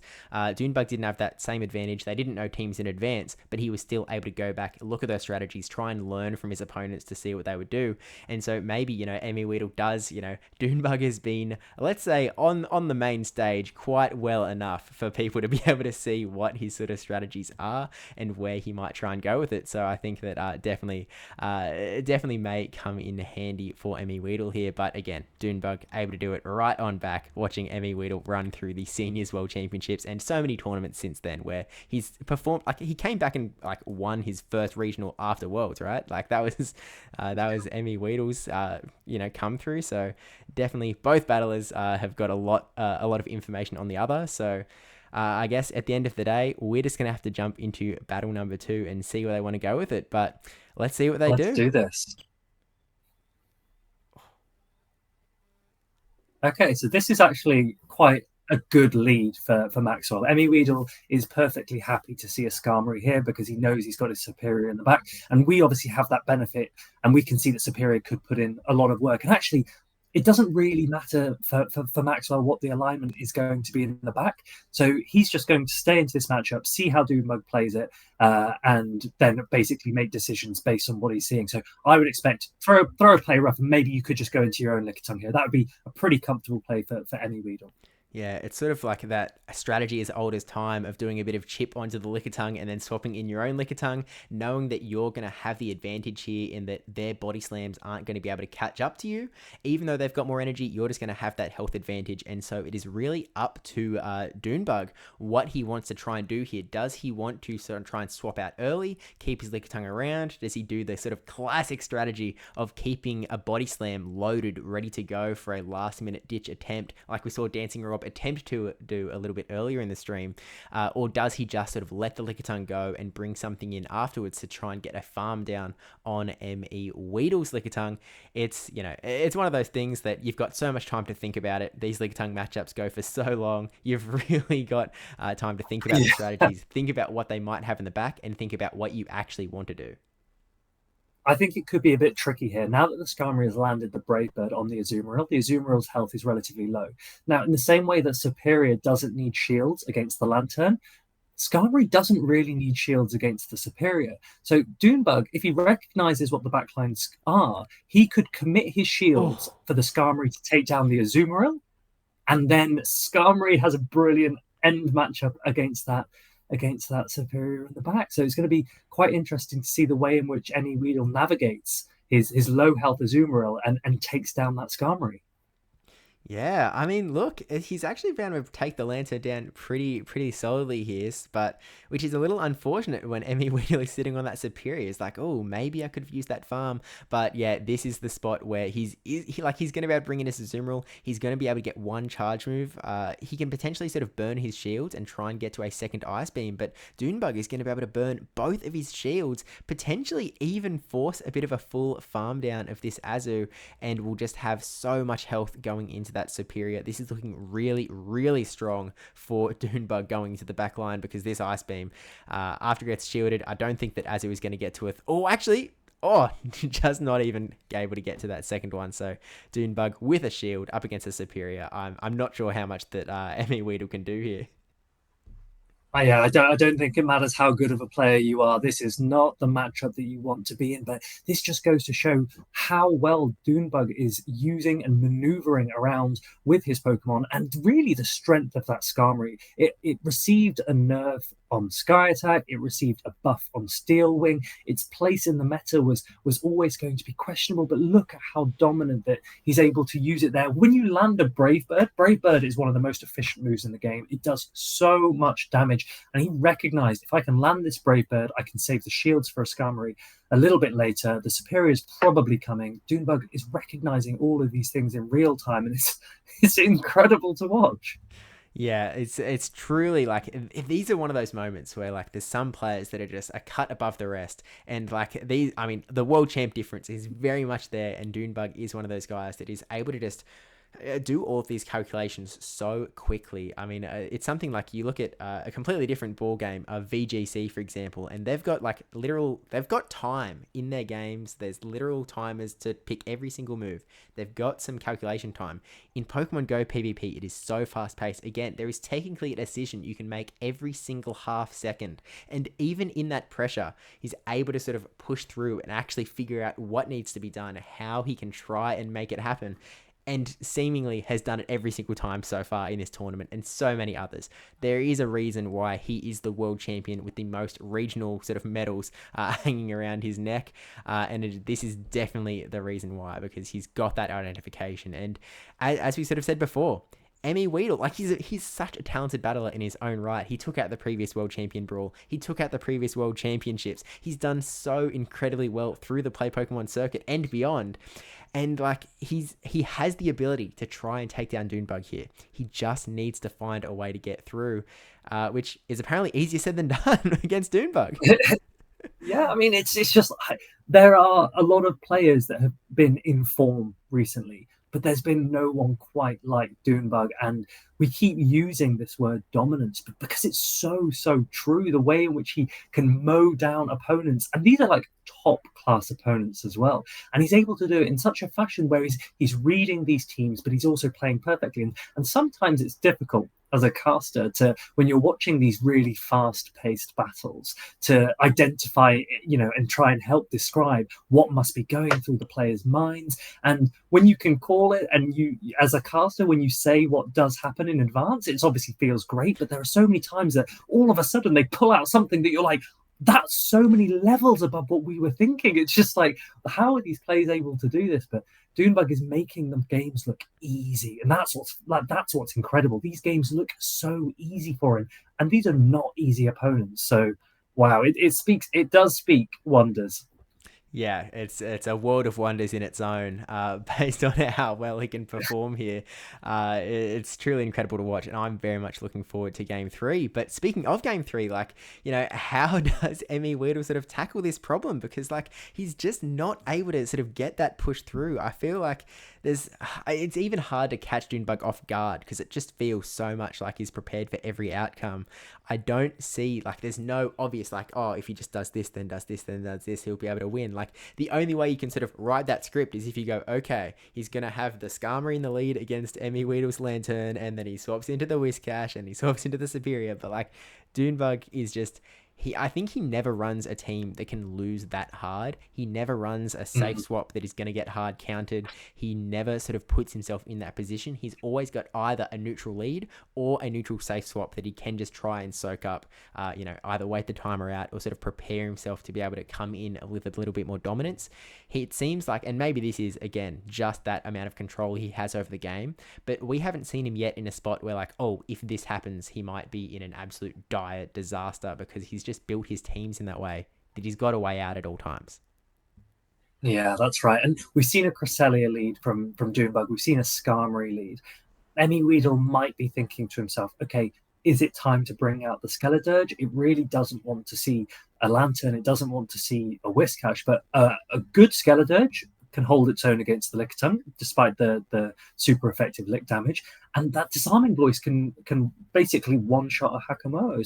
So maybe MEweedle might lean into the Skeledirge here, but the alignment's scary, because that Shadow Whiscash, if you get trapped against a Shadow Whiscash, that Skeledirge goes down fast.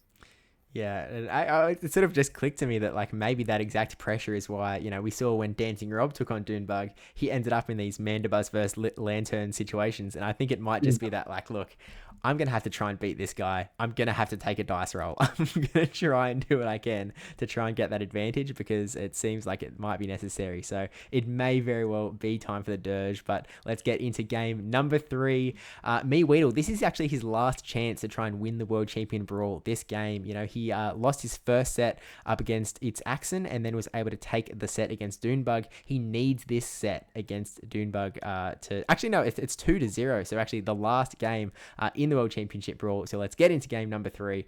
MEweedle running the Azumarill, and he actually lands the good lead into the Hakamoa with the Dune Bug. I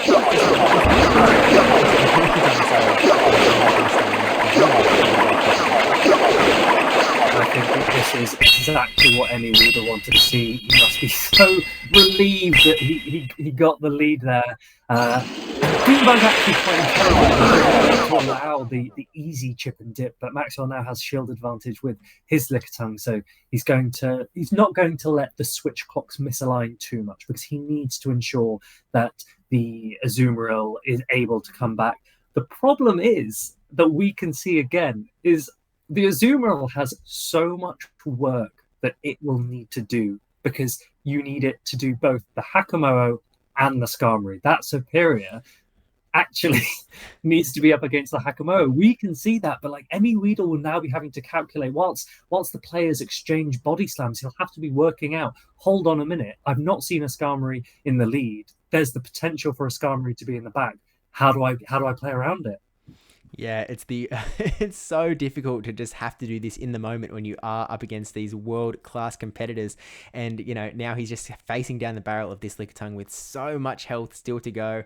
And MEweedle throwing all of these body slams, trying to fight his way through. And again, making those calculations. What could Dune Bug have? What does he probably have based on the lead I've seen? Based on, you know, we've seen one Pokemon, we've seen 2 Pokemon. What is the third one? We've seen him make sort of an almost call before that it wasn't the that it wasn't the Skarmory, which was correct. But, you know, now he's got to really make a little bit of a hard call, I feel like, as to what it is to actually get the success. But MEweedle is going for that Power Whip to try and fight his way through, but no, that Lickitung going to shield up, which is a lot of energy gone from MEweedle now, and almost secures the fact that this Lickitung is about to go down. Oh, but no, he's going to keep it around. He wants to go for one more body slam, put the pressure back onto Dune Bug and make him make the call. Do you want to keep your Lickitung or not? Yeah, now this is really tricky because a Skarmory with shields down can just put out devastating amount of damage. And as we know, you can effectively sacrifice that Hakamoa. As long as the Skarmory is healthy, Skarmory could do a lot of the work by itself here. Yeah, I think you're exactly right. And there's actually an interesting insta swap into the Skarmory. And so, like, MEweedle is sitting here now knowing that, like, okay, the Skarmory's there. I need this Azumarill to do the work here. I need to leave my superior for that Hakamoa. This is almost best case scenario for MEweedle, knowing the information and getting this Skarmory coming out to him into the Azumarill. Going to try and get as many Ice Beams off as possible. But that Skarmory is still in a really strong position because MEweedle does not have any shields left. Dune Bug going for the Sky Attack, so not going for the big Brave Bird. Sky Attack going to weaken down that Azumarill quite a bit, but he's going to need one more here, and able to get one last Ice Beam onto this Skarmory before it is able to finish the job. Dune Bug he needs to recognize here that he can try and get a little bit of extra farm, or potentially just needs to get to a Sky Attack on the superior in the back. Tiny bit of stutter lag, but able to get the Sky Attack here, and now it is going to be up to that superior to close the gap to get to the Hakamoa in the back. I don't know if he can do it. This is going to be a really close farm down. The superior doesn't want to take a Sky Attack, or it'll reach a Brave Bird at the same time, potentially. That is heartbreak for Maxwell. This is going to cause absolutely devastating amount of damage, and it's just showing everyone how good Skarmory is. Hakamoa not needed in the end. Skarmory doing the job. Dune Bug is on fire. Oh my gosh, literally 6-0 at this point, taking out both 2022 world champions. That was just so clinical. Like, even like, you know, if I was sitting there and I had my Skarmory against the superior, I'd be like, you know, I'd be sitting there like happy, like, yeah, we're in a good spot here. But I would absolutely be stressed out going for that Sky Attack. I would be going like, hey, I need to get this damage off ASAP. You know, I'm in a good matchup. Let's throw the move. We should be good here. But Dune Bug, like, just has that level above where he's like, no. I know I can take these Vine Whips. I know I can survive after the Brave Bird. I'm going to go for it because that is how I just destroy this game, and just, yeah, like, able to identify it and go ahead and do it. And now sitting in an incredibly dominant position in this world champion brawl. Like, it's a scary sight to see. I would not want to be MEweedle, to say the very least. We do have a cam dropout in the background, so I'm sure we're back. We're all good. But at this point, we are at the spot where, like, Dune Bug sitting there with a 2-0 result. We're going to go into the next set where Rise and Soph are going to be taking back over for ItsAXN versus DancingRob. And ItsAXN needs to win this set to push himself into the tie so that he can take on Dune Bug in the back. Whereas DancingRob, if DancingRob wins this set, then it's actually going to push us into sort of tiebreaker scenario where it is going to all come down to the battle wins if Axen can take down Dune Bug. So these next two matches are definitely going to be quite critical to determine who is our ultimate world champion. But look, I'm definitely looking forward to see it. But you know, as we sort of said before, for those, I have seen, you know, we've got some new names joining in the chat as well. We should again shout out that this world champion brawl would not be possible without the powering of Team Asylum, who gave us a $100 prize for the eventual winner, who we're sort of, you know, getting towards the top of it. Someone is going to take out that $100. But if you want your share of $100, there is, of course, the Sanctum Series event coming this 30th of March, 11 a.m. ET, over on the Team Asylum Discord, if you want to go and find that on their Twitter. They'll be streaming it as well. So more, I feel like Show 6 streams, we don't see very many of them outside of the Play Pokemon official circuit, but it is really good to sort of see these names that you don't see very often. And one of the best parts of these online tournaments hosted by Team Asylum is that they are open to everyone internationally online. And so people who live in these countries, for example, like, I know Asia is very underrepresented on the Play Pokemon circuit. These guys can sort of get a chance to get in, get some practice, and get some reputation, you know, show what they can do, put in some dominant performances and do incredibly well, and really prove themselves to the community that they are so powerful, which happens again and again and again. At the same time, you know, in saying that, Dune Bug 97 himself, we can see him now as one of the best in the world. I've seen him cut his teeth a fair bit on these Team Asylum tournaments as well. So maybe the true strategy is, if you want to be as good as Dune Bug, you've got to jump into these Team Asylum tournaments and take home a little bit of prize pool on the side as well. But massive shout out to them for sure. That is right. And it goes back to, do you remember when ItsAXN was doing his speech after he won the World Championships, and they asked him, you know, how do you get to the level that you are? And he said, you need to just play the game. You need to practice. And this is, you know, this is like nothing that's different, you know, in a sport, in an esport, in anything. You need to be able to practice. Dune Bug has been playing in Team Asylum events. You guys should play in Team Asylum events, because you're only going to get better. You're only going to learn more matchups, more about your opponent's strategies. And when you play with great players, that is such a helpful stepping stone for you to improve and to learn. And yeah, I would hugely recommend everyone get involved in as many events and tournaments as they can. Absolutely. Every little bit of practice helps. And again, you might just get that tiny little bit of knowledge about how your opponents start to play, so you can apply that to your next games. Like, again, if you want to, you know, be as good as Dune Bug here with a 6-0 record so far, he does employ those strategies of learning from his opponents. So definitely recommend jumping in, getting involved, because it is definitely, if nothing else, it's also just a bit of fun. So definitely recommend and do go ahead and do that. But that does bring us to the end of round number 4. So we will pass it over to our co-casters, Rise to Occasion and sophtoph, who will be taking on ItsAXN versus DancingRob, two of the big Play Pokemon World Champs. I'm definitely looking forward to seeing it. Thank you very much, Steve and Fareed. We have seen a plethora of phenomenal battles thus far. We have a situation coming up, Soph, where ItsAXN has to win to put himself in a situation where it's going to be winner take all, I believe. He's going up against DancingRob. And Axen, we've only seen play once thus far. He's 1-0. If he's able to win, secure a 2-0, we've got two players with a 2-0 match record in store for the grand finale. So a matchup between right now the two play Pokemon world champions we've had so far. It's ItsAXN and DancingRob.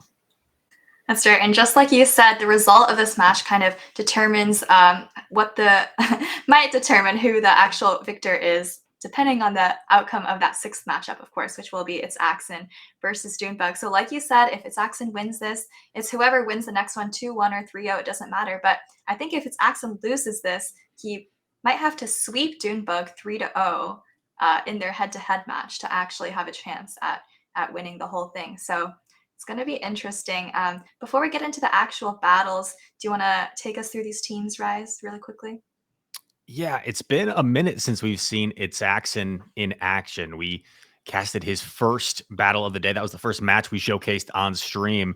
And we have seen him utilize the Shadow Whiscash, a very dominant Pokemon as of late in the Play Pokemon series. Its ability to be quite safe and go for those hard-hitting scalds while also giving yourself a 50% chance of debuff. Just so useful. And honestly, so I think it looks awfully safe against Rob's team. Yeah, 100% agree. And one more thing, though, it does have to watch out for that Goodra. And of course, Goodra and Lickitung do both have that power-up available to them. But luckily, they took a while to build up to. I also do want to say that the Vigoroth and Registeel from ItsAXN look pretty safe to me. So I wouldn't be at all surprised to see ItsAXN safe swapping either the Vigoroth or the Whiscash in a lot of these games. And again, I think DancingRob is the only one of these players that doesn't actually have a fighting type. So potentially opening up some more play for ItsAXN to bring the Vigoroth and the Registeel, for example. Also, Soph, that Shadow Gligar on Axen's side looks to be a real menace. I don't know if Rob really has a comfortable counter response to that Shadow Gligar. Some might suggest Feraligatr. However, because the pacing is the same to that Aerial Ace, of course, Shadow Gligar can simply flip that matchup up a wing attack. I would think maybe Rob will have to rely on neutral play and the Mandibuzz, the Lickitung, and the Goodra to try and handle that Gligar, because I've got a feeling the Gligar's coming from ItsAXN. Yeah, a lot of options for ItsAXN for sure. And I think the Mandibuzz, like you said, it's good against the Gligar, but it's actually pretty decent against the rest of ItsAXN's team as well. Unfortunately, it doesn't have the greatest matchup against Registeel and Vigoroth, but it can at least hit for neutral damage. And I think, we haven't seen a lot of Shadow Feraligatr play today, but this could be its moment to shine, right? Obviously, resisted Shadow Claws on Vigoroth and Mandibuzz, but Hydro Cannon really hits pretty much everything for a lot of damage. So maybe we see some Feraligatr action. I agree with you. The Gator looks pretty good as we approach game number 1 between these two world champions. Feraligatr probably wants to avoid the Vigoroth, maybe the Mandibuzz, but even in its quote-unquote bad matchups, still has quite a bit of play. Those Shadow Hydro Cannons are nothing to joke around about, and we'll see if Rob decides to bring it as these two get ready to square off. All right, I think we're ready to get into it, and here we go. We do see actually a Mandibuzz mirror to open things off. So, Soph, I, as an admirer of you as an official caster and the other official casters, I wonder what's like your go-to here. I feel like the joke is always made, like maybe go grab a snack, maybe go check if your dry cleaning is done. What's your go-to when you're in a matchup that we know takes a profound amount of time? Well, I think it's good to, you can educate the viewers about a couple of logistical things, right? One is when you have a matchup like this, you want the players to be keeping in mind that this game could potentially go to a timeout. You may want to keep those kind of extra win conditions in mind. Another thing is you can talk about charge attack priority, look at who's winning them, because I think this matchup ends with someone fainting to a charged attack rather than a fast attack. So that's kind of going to decide who gets switch advantage. I think it's also good to think about, whether switch advantage is even important in this matchup, or, for example, would you be okay with losing this matchup and maybe countering down or getting extra farm? So I think, the matchup is pretty slow, but it leaves a lot of time for analysis on, things like switch advantage, timeout win conditions, and it's a really great opportunity to talk about those things where you might otherwise not get a chance. Absolutely. I love that. And it does seem like DancingRob's Mandibuzz wins the charge attack priority. Players of this high caliber, I know ItsAXN oftentimes will run specific IV spreads on his Pokemon that give him benefits in certain matchups. Who knows? Maybe there's some sort of unique IV spread going on here with these trainers. And once again, Rob going to win that charge attack priority. However, this doesn't appear like it's going to be quite enough to take out Axen's Mandibuzz as he gets off another aerial ace of his own. I might have actually been mistaken. I wonder if you even end this matchup with a simultaneous Snarl down. But look at these very low health Mandibuzz. Actually, the simultaneous swap there, Vigoroth into the regular Gligar on DancingRob's side. Of course, the counters are resisted for Vigoroth, but Body Slam, very efficient neutral charge attack, fighting off the first strike here. Yeah, and so I would think this is favorable for the Gligar. However, Rob running that non-shadow variant, I wonder if it doesn't seem like 2 aerial aces is enough. So going to have to go for the dig, which Axen shields. And now all of a sudden, he has the advantage in terms of the pacing and the energy here.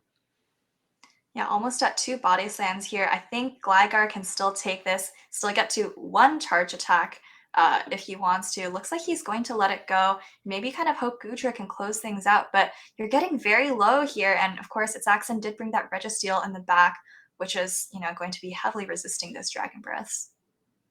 And does pull a Protect Shield with the aerial ace here.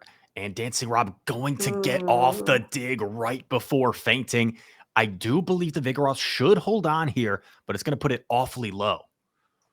A little bit greedy from ItsAXN. They're going for that full farm down. You do have a lot of energy here, but DancingRob still has 2 shields, still has a potential catch as well on that Mandibuzz. So this is definitely not over, and it's still interesting. Actually gets the catch there as well on the Mandibuzz.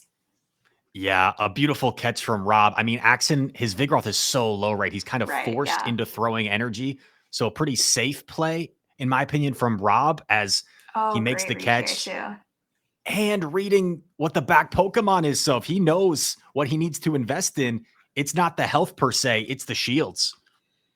That's right. Yeah, that's a great read from DancingRob here. I think if you look at ItsAXN's team, actually, outside of the Vigoroth, there's not a whole lot of fast attack pressure. And all of a sudden, dragons don't do that badly against Registeel, especially when they have 2 shields. Of course, you don't have a switch here to potentially clear a debuff, but is able to get off this Aqua Tail at least before that Zap first comes through.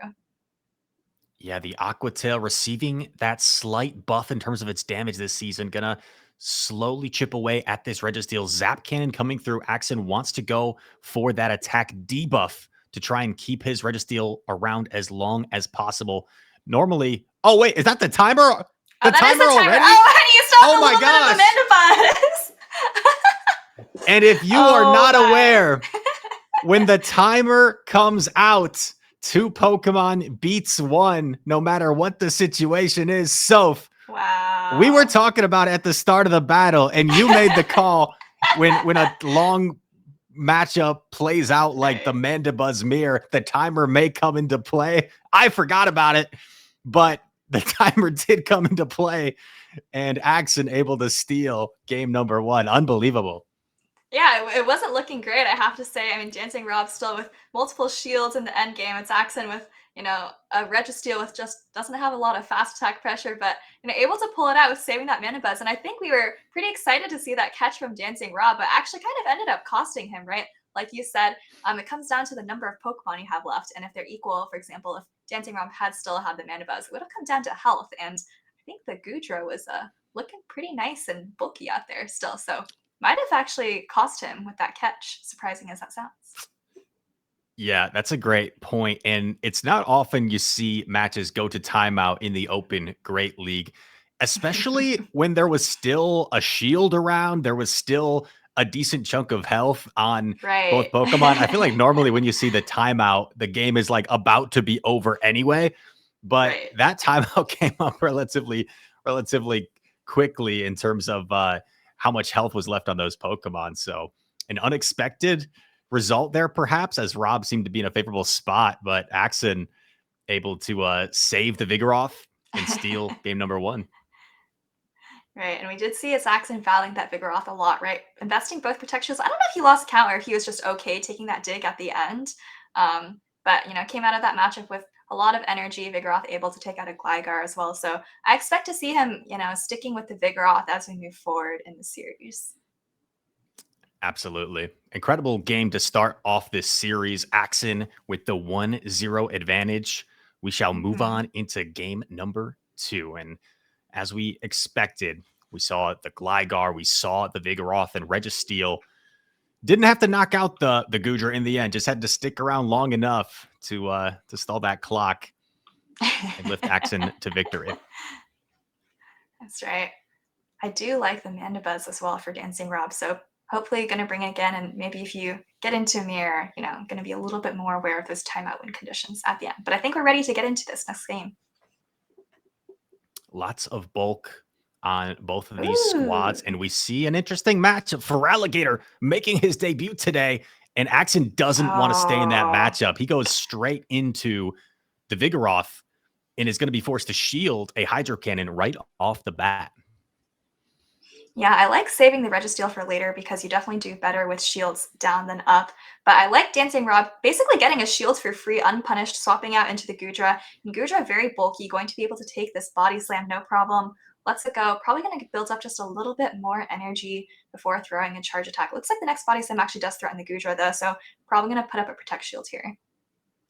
Yeah, going to put up this shield, and I don't know if Rob is going to be able to maintain alignment here. However, with his back line, he wouldn't particularly mind losing alignment because he has the Gligar as well for the Reggie. Power Whip is going to get shielded by Axen. Right. And that Power Up is interesting because on the one hand, if Vigoroth had let an Aqua Tail go, it would have been very bad. So going for kind of the safer play here, saves the shield. Just like you said, maybe going to go for a wing attack down here. And of course, Gligar, very good coverage with that flying ground typing. But actually, it's actually making a quick swap into Mandibuzz here, has seen the whole line and knows that Mandibuzz does pretty well against the whole thing. Yeah, I like the play. Understands that alignment isn't going to be as vital here, and keeping that Vigoroth around. Remember that for Alligator runs Shadow Claw. It has almost no fast move pressure against that Vigoroth, and that could be problematic for DancingRob in the end game here as this Mandibuzz continues to fire off Dark Pulses against Gligar. Yeah, and this is tough because ideally you'd rather be throwing super effective digs with your Gligar and Registeel as opposed to these neutral aerial aces on Mandibuzz. So I wonder if you maybe try to take another move, build up some energy, and go into the Feraligatr, because at this point, the most efficient way to take out this Mandibuzz is probably actually with a Hydro Cannon as opposed to a couple of aerial aces. Yeah, that's a good point. And Rob is on the same wavelength as you, swaps in to this the is really Feraligatr. good. Yeah, And this aerial ace doesn't matter at all, right? Able to absorb the aerial ace in the process as well. Huge play from Rob. Mandibuzz still had some residual energy, though, is able to fire off his aerial ace, and now you have to be careful here because its Axen, remember, still has that Vigoroth, and because the Shadow Claws are double resisted, as DancingRob, you're forced to actually throw some energy here. Looks like trying to farm up just a little bit of energy, but maybe lost count a little bit there, unfortunately. This Body Slam is going to connect, and I think that is going to seal this game for ItsAXN. Yeah, painful way for it to end from Rob. Perhaps if he was able to fire off that Hydro Cannon just a hair sooner, would have been able to force some pressure against the Registeel and the Mandibuzz. But Vigoroth, so spammy, can be very easy as there are so many swaps as well in a game like this to lose track. And we'll have to fire off Double Dig, may even get off the Double Dig, but unfortunately, the Mandibuzz is still lurking there in the back. Right, and actually, yeah, Double Dig, able to get off both digs here, and I don't know if this quite takes out the Registeel. You are in the yellow, but of course, also did a couple of wing attacks there, and even if it was enough. Of course, Stas and Mandibuzz, one Snarl would be enough. And that was a great second game from ItsAXN. I like that swap in the middle game, right? Saving the Vigoroth to kind of force the Feraligatr to throw later or get off the body slam, which ended up happening. And kind of just recognizing that Mandibuzz is really safe. If there's no Wigglytuff on the opposing side and he saw that there wasn't, you can just bring it in and do whatever you want, basically. Yeah, some very dynamic gameplay between these two champions, and Axen prevails. Once again, 2-0 is his lead. I see a comment in the chat. This is why you run Shadow Gligar as opposed to regular, as Registeel flexing its bulk, not even getting knocked out by the double dig there in the end game. And also, I don't know if you noticed, Sophs, the Registeel from ItsAXN rocking that best buddy ribbon. I don't think per se the best buddy affects it too much as a Great League Pokemon, but a nice little flex there as it's able to close out, showing the companionship he has with that Registeel. Right, it's not just the Registeel. I think ItsAXN has very high companionship with a lot of his Pokemon. I don't remember if all of the Pokemon he currently has on these 6 are best buddied, but I do remember seeing a screenshot where he had all 6 of his Pokemon, maybe from a tournament win. They all had the best buddy ribbon, and like you said, don't really need them for the CP boost, but it's all about the memories you have with your Pokemon. That is impressive, and maybe maybe that's the secret sauce, the world champ difference is having all your Pokemon best buddied, and it shows he has faith in them. He knows how they operate. It's like in the anime, right? They have that friendship and that bond that helps them persevere together through these tournaments. But nonetheless, an impressive victory from Axen. He takes the 2-0 lead, which secures this matchup. But as we know, every point may matter. Axen did drop one game earlier to MEweedle. He's looking for that 3-0 sweep to help him in this next matchup against Dune Bug, if that matters. So all right, well, let's get into it then. Game number 3 is upon us, and we see Mandibuzz into the Goodra, a very neutral matchup, I would say so. Very neutral matchup, but Goodra doesn't really have the most efficient charge attacks here, kind of relying on that Dragon Breath damage because the Aqua Tails aren't going to be doing much. Obviously, Power Up is resisted, and Mandibuzz pretty happy to just take this energy right here. Yeah, the Aqua Tail's not super threatening. Mandibuzz going to fire off the Dark Pulse with that same type attack bonus. Like you said, so a little bit more efficient of a move. And let's see, it does put Goodra below 50%, which it's all about that efficiency, right? How efficiently can you take out a Pokemon? Right now, Axen with a slightly advantageous matchup here. Yeah, it's looking good because I think the next Dark Pulse pretty much threatens the Goodra, and you're probably going to be able to get off just a little bit of chip damage on whatever comes in. But actually, DancingRob putting up a Protect Shield here. The Mandibuzz is just one Snarl off of the next Dark Pulse. So I think you need to throw your energy if you don't want to take that. Yeah, there it is. Here's the Aqua Tail. Going to be enough to take out the Mandibuzz. It's Axen very comfortable letting this go. He knows he has a lot of safe options in this matchup and does just bring in... Actually, you can come in with either Pokemon here. Brings up the Registeel, though. Electing to come in with the Reggie, and if we look at DancingRob's back line, that Wigglytuff sitting back there does not want to see this Registeel one bit. So alignment will be important here for Rob, which he did fight for. However, down a Protect Shield, we know how safe and dangerous this Vigoroth is.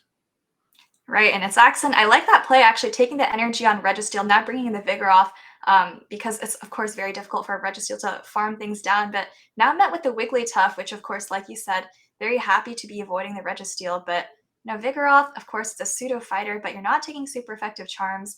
You're dealing neutral damage the whole entire way. And looks like DancingRob is actually just going to let this Wigglytuff go, trying to put it all on the regular Gligar here. Vigoroth pretty low. Registeel has some energy, but not quite in dig range just yet.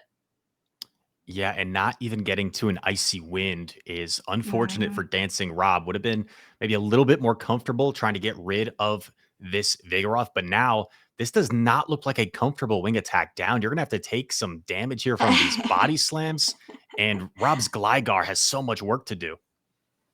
Has a lot of work to do. So what's the plan from here, Rise? Of course, you know that there's still a Registeel with about 2/3 of its health left. It still has 2 shields. So I think you need to land a dig and maybe do a couple of fast attacks with the Gudra to kind of finish it off. But now you're debuffed as well, and you still need to get to 3 digs. This air release bait does help, but you're just kind of behind here. Yeah, successful aerial ace bait, but we saw Gligar get debuffed, so a dig's not even going to threaten to knock out here.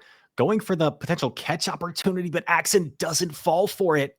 We do see, however, an Aqua Tail get off before Gudra goes down here.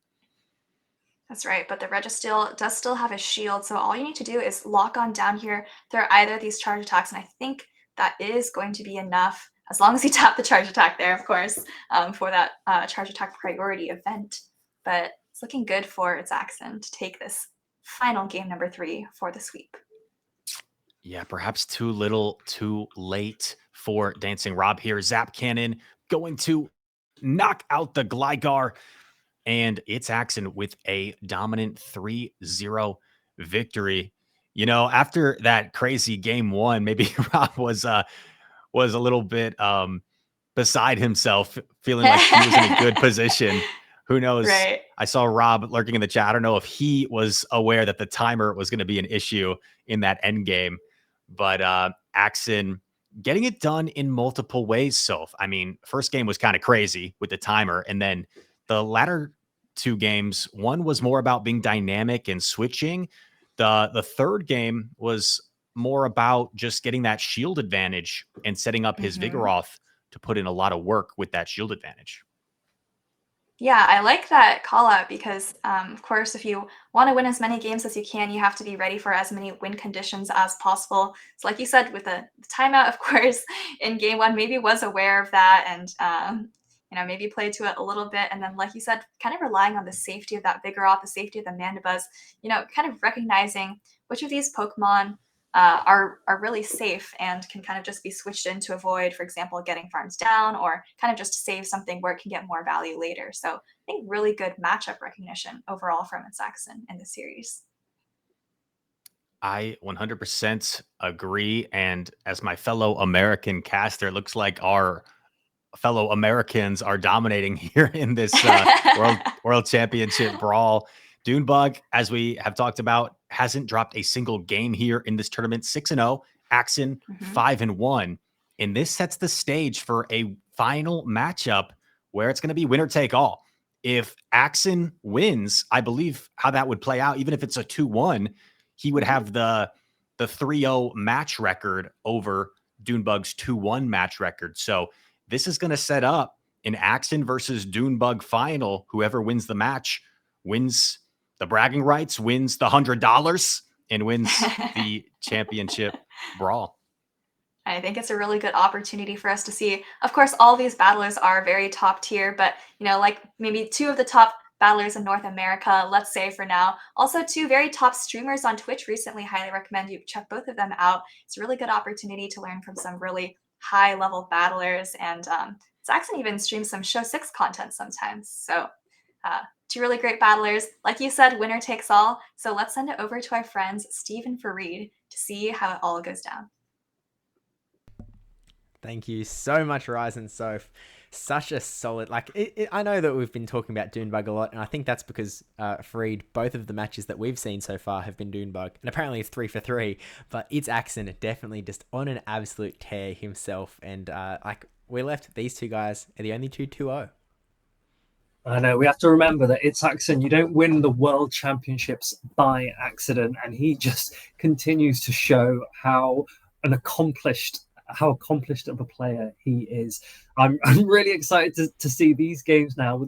There are a lot of parallels between their teams, and it's just going to be really exciting to see the current reigning world champion against a player who I think we all agree is one of the front runners. It's one of the favorites to do very, very well in the world championships in Hawaii. So I'm really excited to get into these games, and obviously for the purpose of this tournament, these matches will decide the winner. Yeah, it all comes down to this. As soon as one of these two battlers wins two battles against the other, it'll all be, close the curtains. We have a winner. We have the ultimate world champion. In some sense, like, ItsAXN has gone ahead and conquered his two predecessors in MEweedle and DancingRob. And now he's sort of defending the Play Pokemon title against the Silpharina title in some sense. We've got Play Pokemon versus Silpharina playing out here. Of course, the Silpharina with a long history of some show 6. ItsAXN was sort of famously when he won his world championship, he was sort of in contrast to someone like DancingRob, who DancingRob was performed incredibly highly in the Silpharina all the way through. ItsAXN never really touched Silpharina, wasn't a part of that. Actually grew up in the Play Pokemon circuit, so he's sort of a homegrown Play Pokemon battler, whereas Dune Bug definitely built up his repertoire in the Silpharina for sure, and then converting it to the Play Pokemon circuit. Yeah, it's really interesting to see the journeys of a lot of these players, the way in which that they have come up, whether that's through grassroots. And we'll have a lot of players now, either later this year, next season, who show 6 Play Pokemon official events. That will have been their journey into competitive Pokemon. They wouldn't have maybe been around during Sylph. They wouldn't have been doing other grass tournaments more recently. So, there are so many different ways you can get into this game. There are so many top players now. And I think Rise mentioned, obviously, that the caliber that we're seeing from some of these US players, these North Americans that really are dominating. And what's interesting, I've heard lots of people give different views on how they think it works. And obviously, when I casted with Nighttime Clasher, we try and joke up and hype up that EU versus NA rivalry. And I've heard something that some people say that the top NA players are the best, but the average EU player is better than the average NA player. And I'm not going to comment on that. But you're unbiased. What do you have any views when you're looking at all of these regions? When you're looking at all of these accomplished players, where's your head at? I mean, look, you may think I'm unbiased, but I've got one pretty strong bias, and I reckon, you put Jakobovich up against these guys, and we might see how it does end up playing out. But look, I do think that both the North American region and the European region, there are so many just cracked human beings that it's like the tournaments are all so stacked on both sides, in that the top cuts are always so filled to the brim with like, oh, I know that name and that name and that name and that name. Like, we just watched Inadequance win the last tournament. It's like, everyone knows Inadequance. We know how just cracked of a human being he is, and like, it's just really, really cool to get to see them all do so well. And of course, now we have two of the best in the world in front of us with ItsAXN and Dune Bug 97, who obviously they are both considered some of the best in North America, but I think very much these two in particular are probably up in that very, very, very upper echelon as far as discussions of the best in the world. So, and honestly, I guess we have seen them take out Europe. So I don't know, maybe there is that North American advantage.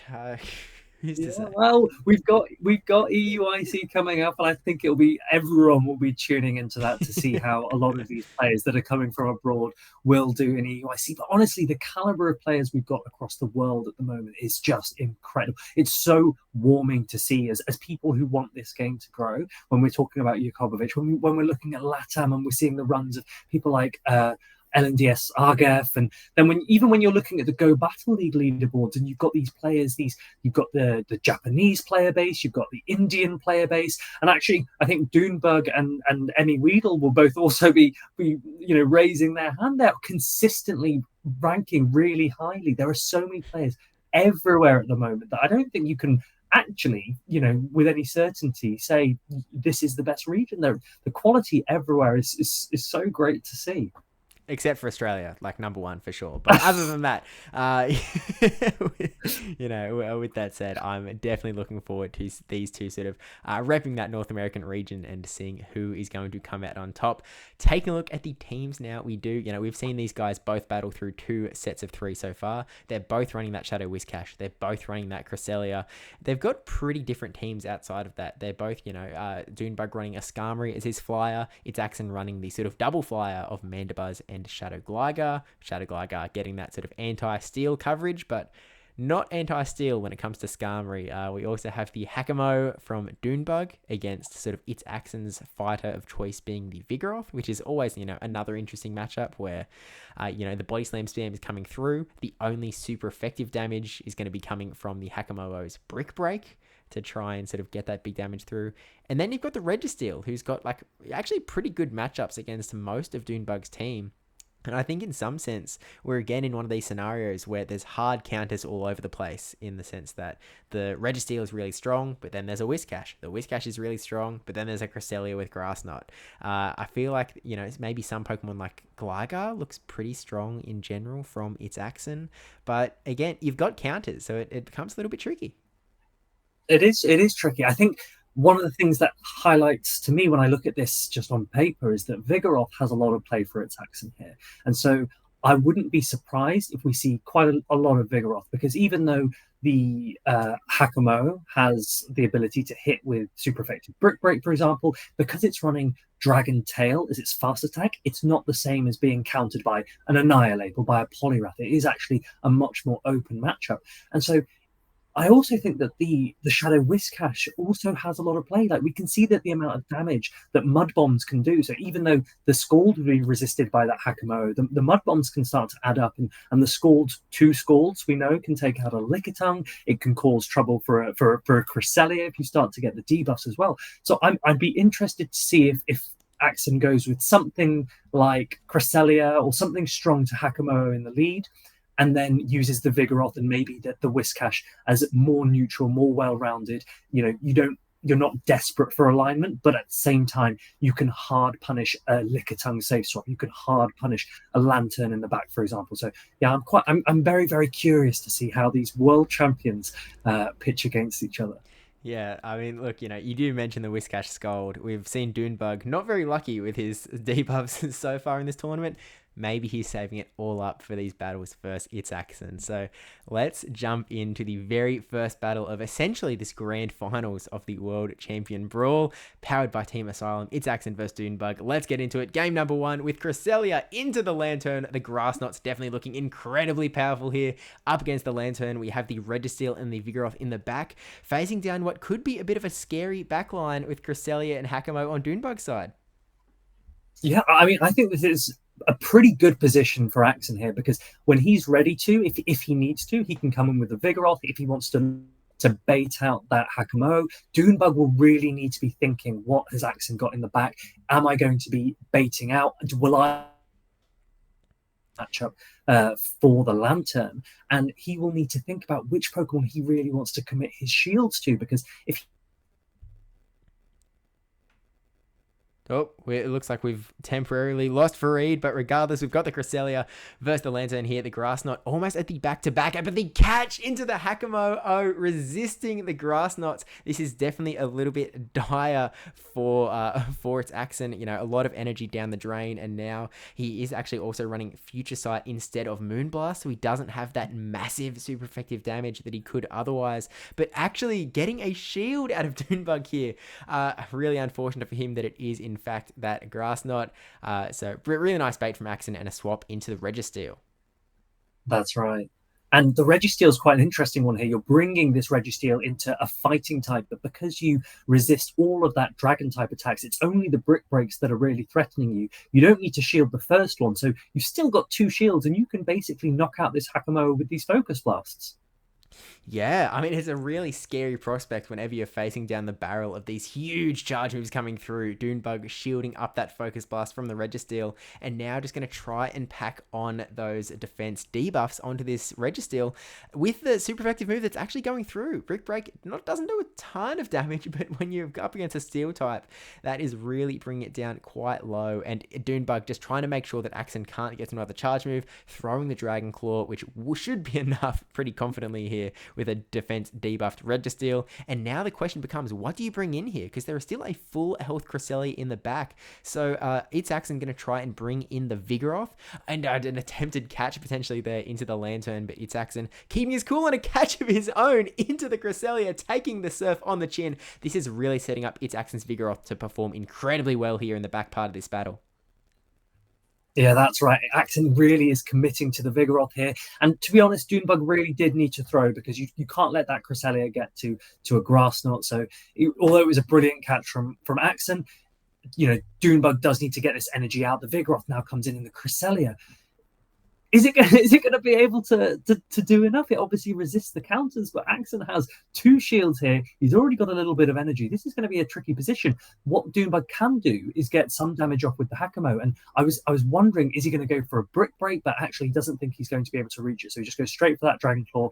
And then the switch clock isn't up yet. So he actually has to stay in for a little bit and let that Vigoroth get more energy. Cresselia has a long job ahead, but it is such a bulky Pokemon. It might be able to do it because there's only 1 shield remaining.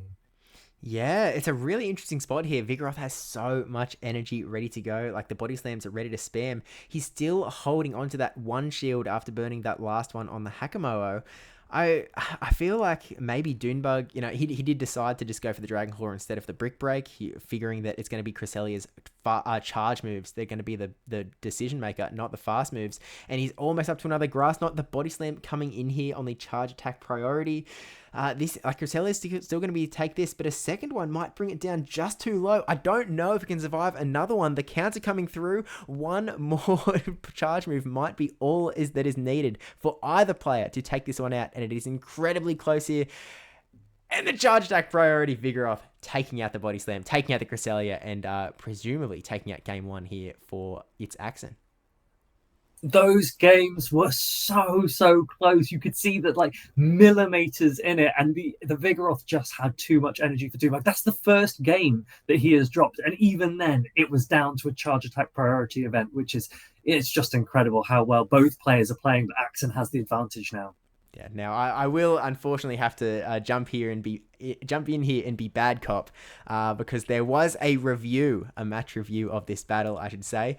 In that very last sort of scenario, you could see there was a little bit of lag on Cresselia when it was sort of coming in. Essentially, it was a case where there was a 1 turn, he lost a turn, and so they ended up not getting a Psycho Cut through when a charge move was coming through from the Vigoroth.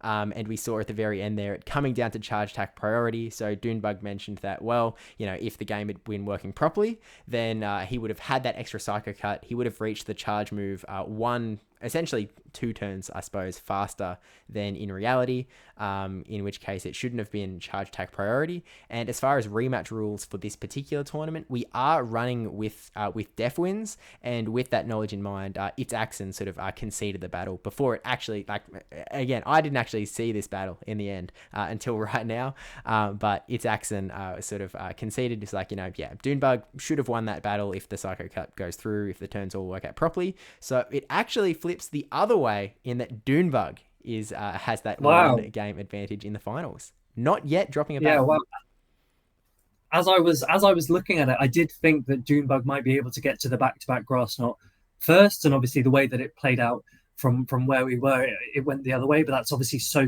gracious from Axen to give that win to Dune Bug. But that was still such a tight game.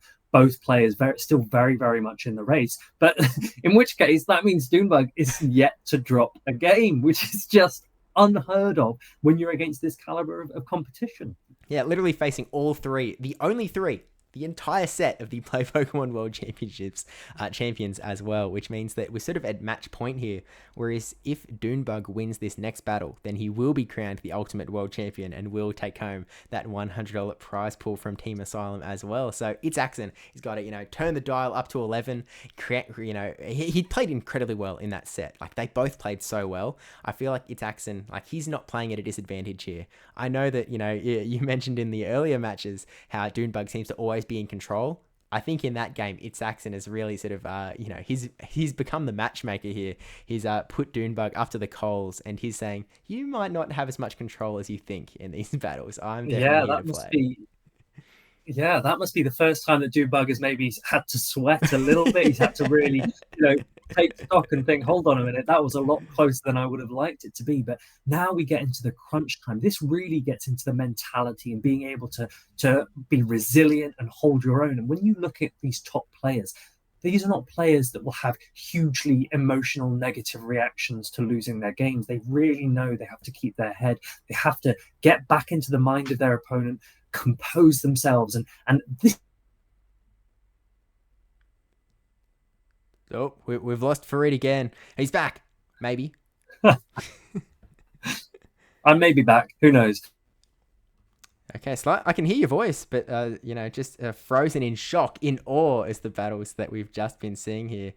It's always hard to tell whether it's a me problem or a Farid problem, but I think usually it's pretty safe that we can blame the Australian internet. But at this point, the stream seems to be holding up pretty well. So I'm gonna hope that it's well, I guess I'm not going to hope that it's a Farid issue. I'm going to hope that it's a very temporary. Farid's going to come back. But regardless, we are going to be going through into game number 2 here. And personally, I feel like it's a spot where, actually, I can also sort of troubleshoot us a little bit in the sense that if Farid's video isn't working. Oh, no, we're back. Grand return. I've attempted to refresh, so maybe I'm back. You tell me. Yeah, I can see you and I can hear you fine, so I think we're good to go. Oh, and it'll never break awesome. again. Sorry about that. yeah. Just this just happens to me quite a lot. But no, what I was just saying was that Dune Bug is he is a very resilient player, and I think that that's something that people who are watching should really take away and kind of take something on for themselves, because it doesn't matter if you lose. If you're still in that tournament, you've got to stay focused. And he's done it when he's had these incredible losers runs. But ItsAXN, although he's not a player who tends to lose very often, he is also a player that you can see is so composed. He's not going to, throw his toys out of the pram. And so I'm very excited. Can he keep his composure here? Because these are now some very, very big games that we're about to go into. Oh, you're exactly right. So let's find out, can ItsAXN push back against the match point to keep a win on the board? And we've got the Vigoroth into the Hakamoa, fighter v fighter. And this is that really interesting matchup that you were mentioning before, where the Brick Break, it is super effective, but the Dragon Tails, aren't adding up as much as counter damage may be. So it's a little bit of back and forth. Hakamoa definitely being able to take body slams on the chin as well. They do a little bit more damage from the Hakamoa, from the Vigoroth, than other body slammers, but the Brick Break's going to be putting that defense debuff onto the Vigoroth, definitely going to start putting the pressure essentially in both directions here. This is a scary spot to be in for either player. Yeah, that is right. Because although Brick Break was given a guaranteed debuff, its energy was increased, and that makes it a little bit slower to get to. So Vigoroth is getting to these moves a little bit quicker. And I think a lot of players are learning how this match plays out, because it's not as clean as either player would probably like it to be. Yeah, and look, Hakamoa hasn't been used too often, but there it is. Hakamoa going down to the Vigoroth with Dune Bug having the shield advantage instead, deciding to bring in the Whiscash here. The body slam sort of threatening to take that last shield away, but no, Dune Bug opting to keep the shield alive. I feel like he might even go for we're going to see a back-to-back body slam here. So I feel like at this point, Dune Bug has to go, is my Whiscash worth it in the back? And he's opting no. He's actually going to put all of his chips onto that Skarmory in the back, but we can see ItsAXN's backline. We can see that there is a Registeel just sitting there waiting to go. And so ItsAXN able to bring in his Cresselia to soak up this Scald damage. And as soon as Dune Bug goes to that Skarmory, I think we both know that where this is headed. Yeah, I think this is now going to be the first game that Dune Bug might have to lean back a little bit and say, I don't know if I can quite come around this. The Registeel has aligned perfectly for ItsAXN. And I think that was quite an exciting way to see the way that Axen played that Hakamoa. He knew he was debuffed. He stayed in versus that Whiscash. He got a lot of energy off. And in doing so, he's ensured that this Registeel is very clean in the back against the Skarmory. There's no risk that the Registeel is up against that Whiscash, and this now is a pretty good position for ItsAXN to be in. Yeah, absolutely. I will say though, as mentioned a little bit earlier, Dune Bug is a player who has fought against the casters before and found win cons never before thought possible. So you can't entirely rule the guy out quite yet, but it is looking pretty dominant for this defense debuffed Skarmory after throwing the Brave Bird action, and that Zap Cannon enough to just destroy that Skarmory, and Whiscash not able to get that Mud Bomb. Not that I don't think it would have mattered too much regardless. And so Dune Bug, as you mentioned, actually dropping his first game here, putting us in a 1-1. ultimate grand final match. Yeah, who are people going to be rooting for here? We've obviously seen ItsAXN. He, as we said, very gracious to give the death win correctly to Dune Bug, but Dune Bug is a monster. He is so good, especially when it gets down to these crucial games.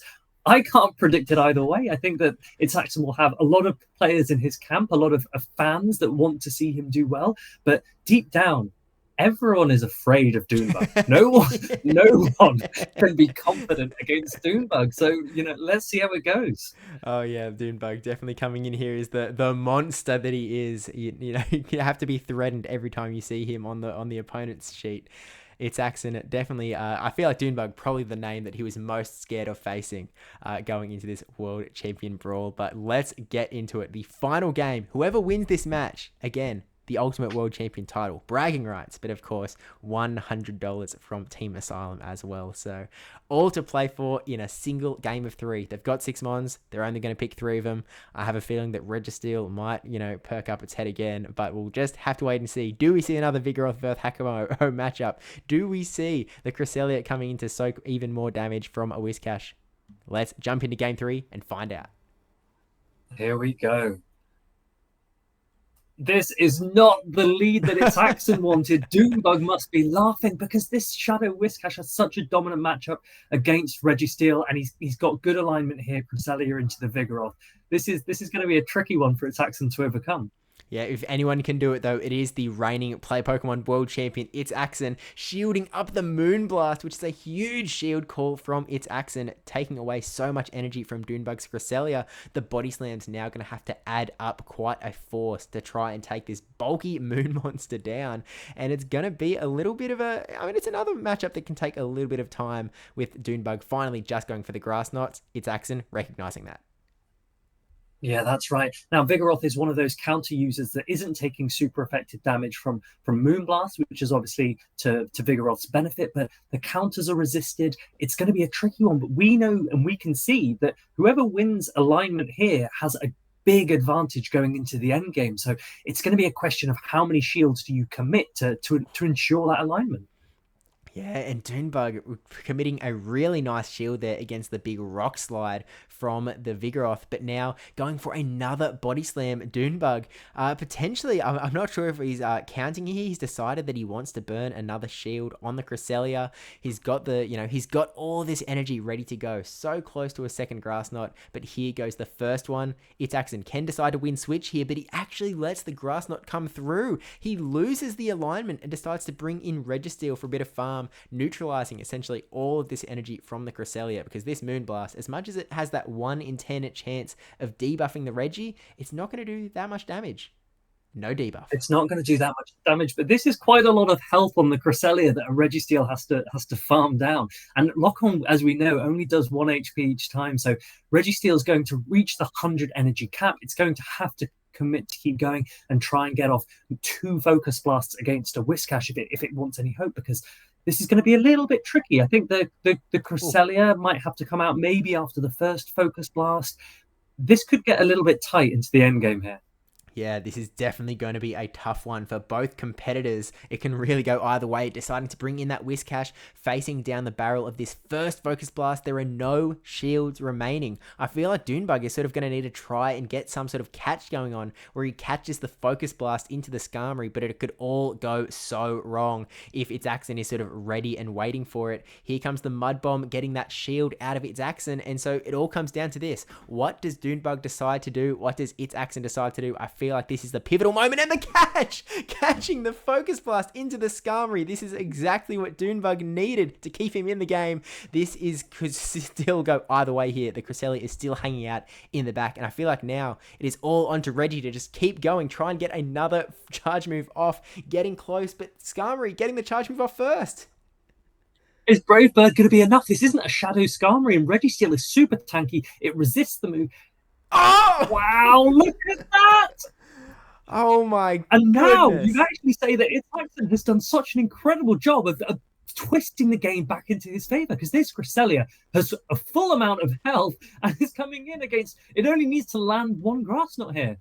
Oh my goodness. Like, this Scold is going to do absolutely nothing. Maybe Dune Bug can get one final debuff, just like one last dice roll, and he still doesn't get it. And ItsAXN, just for the disrespect, going for the Future Sight KO, not even going for the Grass Knot, which means that he's got to face another Scold debuff. Dune Bug going for an actual last chance at a debuff, and he still doesn't get it. No debuffs at all. And this Future Sight is going to clinch it, which means that ItsAXN is going to be the champion of the World Champion Brawl, powered by Team Asylum. Such a close set. What a game that was.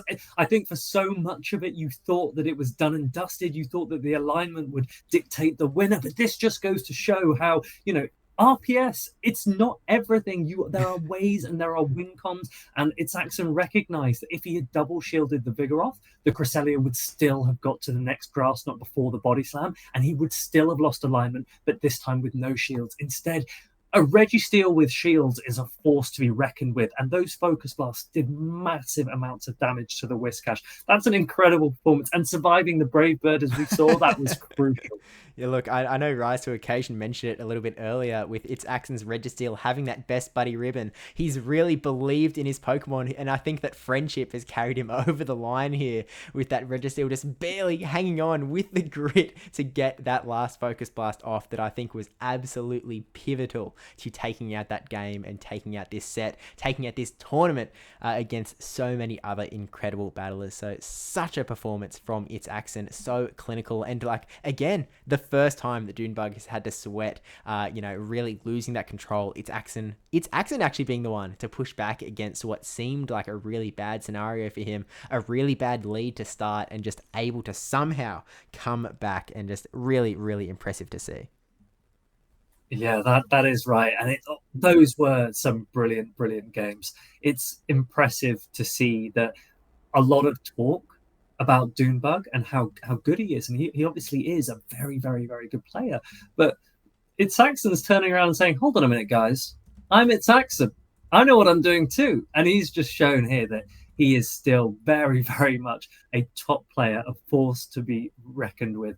Those were some brilliant games. I'm really excited and pleased that everyone's got to watch such brilliant games. And it's not been a case of, alignment wins, lead wins. We've seen leads being overturned. We've seen ABA, but we've seen some brilliant battles overall. And ItsAXN, a very, very deserving champion.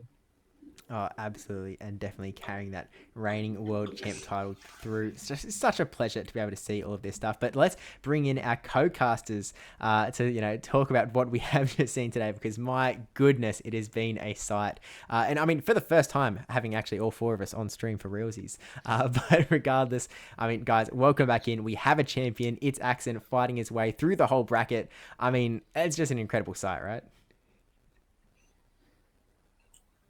Absolutely. Couldn't have asked for a better way to close it out. That was such a dynamic, such a technical final match to decide the winner of it all. They both knew how much Switch mattered. They were fighting for it tooth and nail. And Axen decided, maybe if I completely lock on down this Cresselia with a huge energy advantage plus a shield advantage, my Reggie can actually overcome the Shadow Whiscash, and got it done. Yeah, absolutely. I want to shout out Steve for putting this whole thing together. We don't get a lot of opportunities to see, such top battlers battling it out outside of the Play Pokemon tournaments. ItsAXN hasn't been competing as much this season. Dune's been to a lot of regionals, and I think a lot of people have probably been wondering about how these two players match up. So really good opportunity for us to see that. And like you said, those games, really came down to the wire. Really cool to see also ItsAXN kind of using Vigoroth and Registeel, kind of Pokemon that have maybe fallen out of the most recent meta at least, and kind of showing that they're still very, very strong there. Yeah, I think it's actually, I remember looking at this, ItsAXN's team that he ran today, that he's won with today, 4 out of his 6 Pokemon he has never actually run in a play Pokemon tournament before. He's just like, wow. you know, showing the breadth of his dominance in like his ability to know how everything works, even if he's never actually used it on the play Pokemon circuit. I think all of his GBL experience definitely coming in handy to sort of show that he knows exactly how to just precisely sort of slice through all of his opponents and taking them out. But we can't, you know, it would be remiss to say that we had 3 other incredible competitors here today, really showing their all. I really loved seeing DancingRob's Goodra play. I feel like Goodra is a Pokemon that we haven't seen a lot of, you know, popping up on the play Pokemon circuit this season yet, but maybe that is going to change after seeing how DancingRob was sort of able to, as is famously said, dance around his opponents with that Dragon Breath Aqua Tail damage. Of course, MEweedle coming through with some really impressive plays of his own, taking down the DancingRob and also giving ItsAXN one of his only 2 game losses all day. So definitely sort of holding these world champs' feet to the fire. And who can, you know, you can't not mention Dune Bug's dominance through this tournament as well. Played incredibly cleanly the entire way through. And as, you know, Freed and I kept saying, the dominance was in display.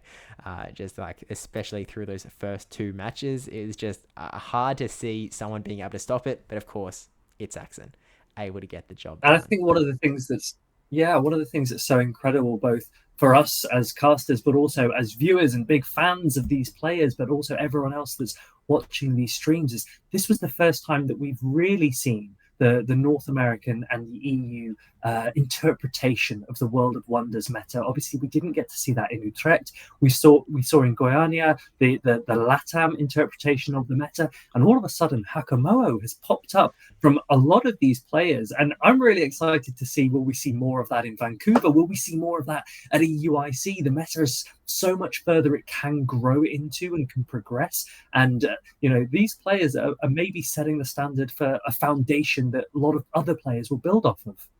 No, absolutely. Like, I mean, to say that these 4 aren't trendsetters would be, you know, that's just not the case. Like, if you see ItsAXN running a Show 6 Open Great League World of Wonders team with this much dominance, I think that everyone's going to, you know, start taking notes about what might end up being pretty good here. And again, like, even though DancingRob may not have won the day, that the Goodra pick is really playing on my mind quite a bit, evidently, alongside that Hakamoa, of course. But, I mean, with that said, a huge congratulations to ItsAXN. Again, thank you to Team Asylum for, you know, essentially powering this tournament, making it possible, providing that $100 prize pool. Because, again, while, you know, you mentioned Soph, we don't get many of these tournaments outside of the official Play Pokemon circuit. And so something like the Team Asylum Sanctum Series, which again has that tournament on the 30th of March, coming up, you know, real quick. If you want to, you know, you've seen some things today that you want to employ yourself, you want to try the Hakamoa, you want to try the Goodra. I think it is after Vancouver, but it is still in the lead up to EUIC.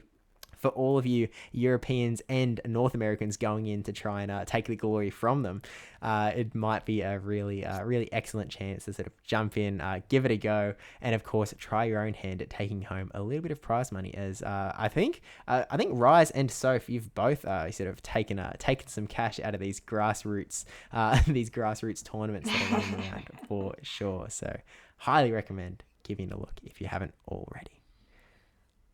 But with that said, I think that's all from us today. So thank you all for watching.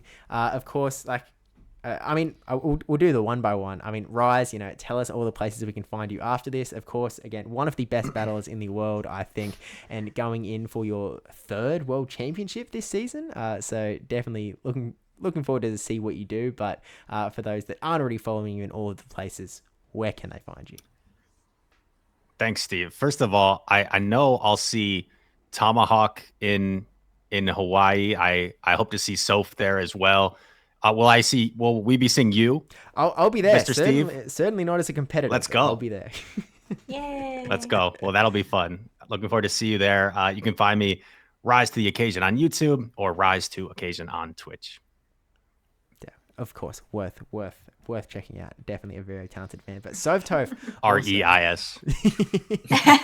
Impossible to spell, this guy. But sophtoph, another legend, not sophtoph as some may think, but you know, coming in as one of the big, like, probably someone who has got more Pokemon.com articles than anyone else at this point from the Go scene. But, I know, it's crazy. but it's pretty fun though. But yeah, you can find me on Twitch for the occasional Twitch stream at sophtoph. That's SOPHTOPH. You can also find me on Twitter at soph_toph, SOPH_TOPH. I like to post some random stuff, a little bit of trolling, a little bit of fun. But of course, I post official things on there too. So feel free to drop a follow there. Yeah, well worth following. And of course, that's when she isn't streaming on a secondary account, twitch.tv/Pokemon Go. We, of course, also have the European representation in TomahawkUK coming in. Really appreciate you coming in. May not have made it for the start, but still got in the end. But, you know, where can we find you? Sort of an up-and-coming legend here in both the commentary scene and on you know, in the tournament circuit. And, of course, as Rai said, qualifying for the World Championships as well. Yeah, that's right. You can follow me on Tomahawk_UK on X, and yeah, there's a lot of fun and definitely a lot of trolling, but I'm more than happy to welcome any DMs if anyone wants to chat about events, about teams, about anything. I love speaking to as many people as possible. I'll be at a lot of the events that are coming up. EUIC will obviously be a big one. I hope to maybe get onto stream to get as far as we can there. I hope to see you guys there maybe, and lots of people who are watching hopefully can tune in as well and enjoy that event. And then casting maybe future events as well. Maybe you'll see me on the other side of the desk a little bit more. I really enjoyed it for my first time. I'm very excited to continue to entertain, to bring fun, to help the game grow. I'm really excited. Watch this space. Yeah, I mean, we've had to, you know, take you in for this is your second proper sort of commentating spot at this point. So getting in early before you're too big for all of us, I guess. But really good to have you around. And of course, you've got to follow him on Twitter, because how else will you know when he runs something really silly in a Play Pokemon regional like a Wailmer? But I mean, not really silly, really goated actually. But with that said, you know, thank you all for being here. It was an absolute pleasure to hang out. And of course, thank you to Fareed for casting with me. Definitely an absolute pleasure. But with that said, mad congratulations to ItsAXN. Thank you all the competitors for jumping in. Thank you to Team Asylum for powering this event and providing that prize pool. And thank you specifically for watching, because without you guys, I mean, we would still get to watch a whole lot of good battles if it was just the four of us, but, you know, it's not as fun when you guys aren't around. So really appreciate you watching, whether you're watching here live on Twitch or if you're watching the VOD later on YouTube. But with that said, thank you for watching. Don't forget to click all the buttons. We're going to be raiding into one of the greatest girls that PvP out there, Paul Asher 97. One of the, I don't think she's won a regional yet this season, but I've got faith. She's definitely one of the best out there. And if anyone can do it, she certainly can. One of the best EU representations as well on the battlefield. So do give her a follow if you haven't already. But with that, we will see you in the next one. Bye.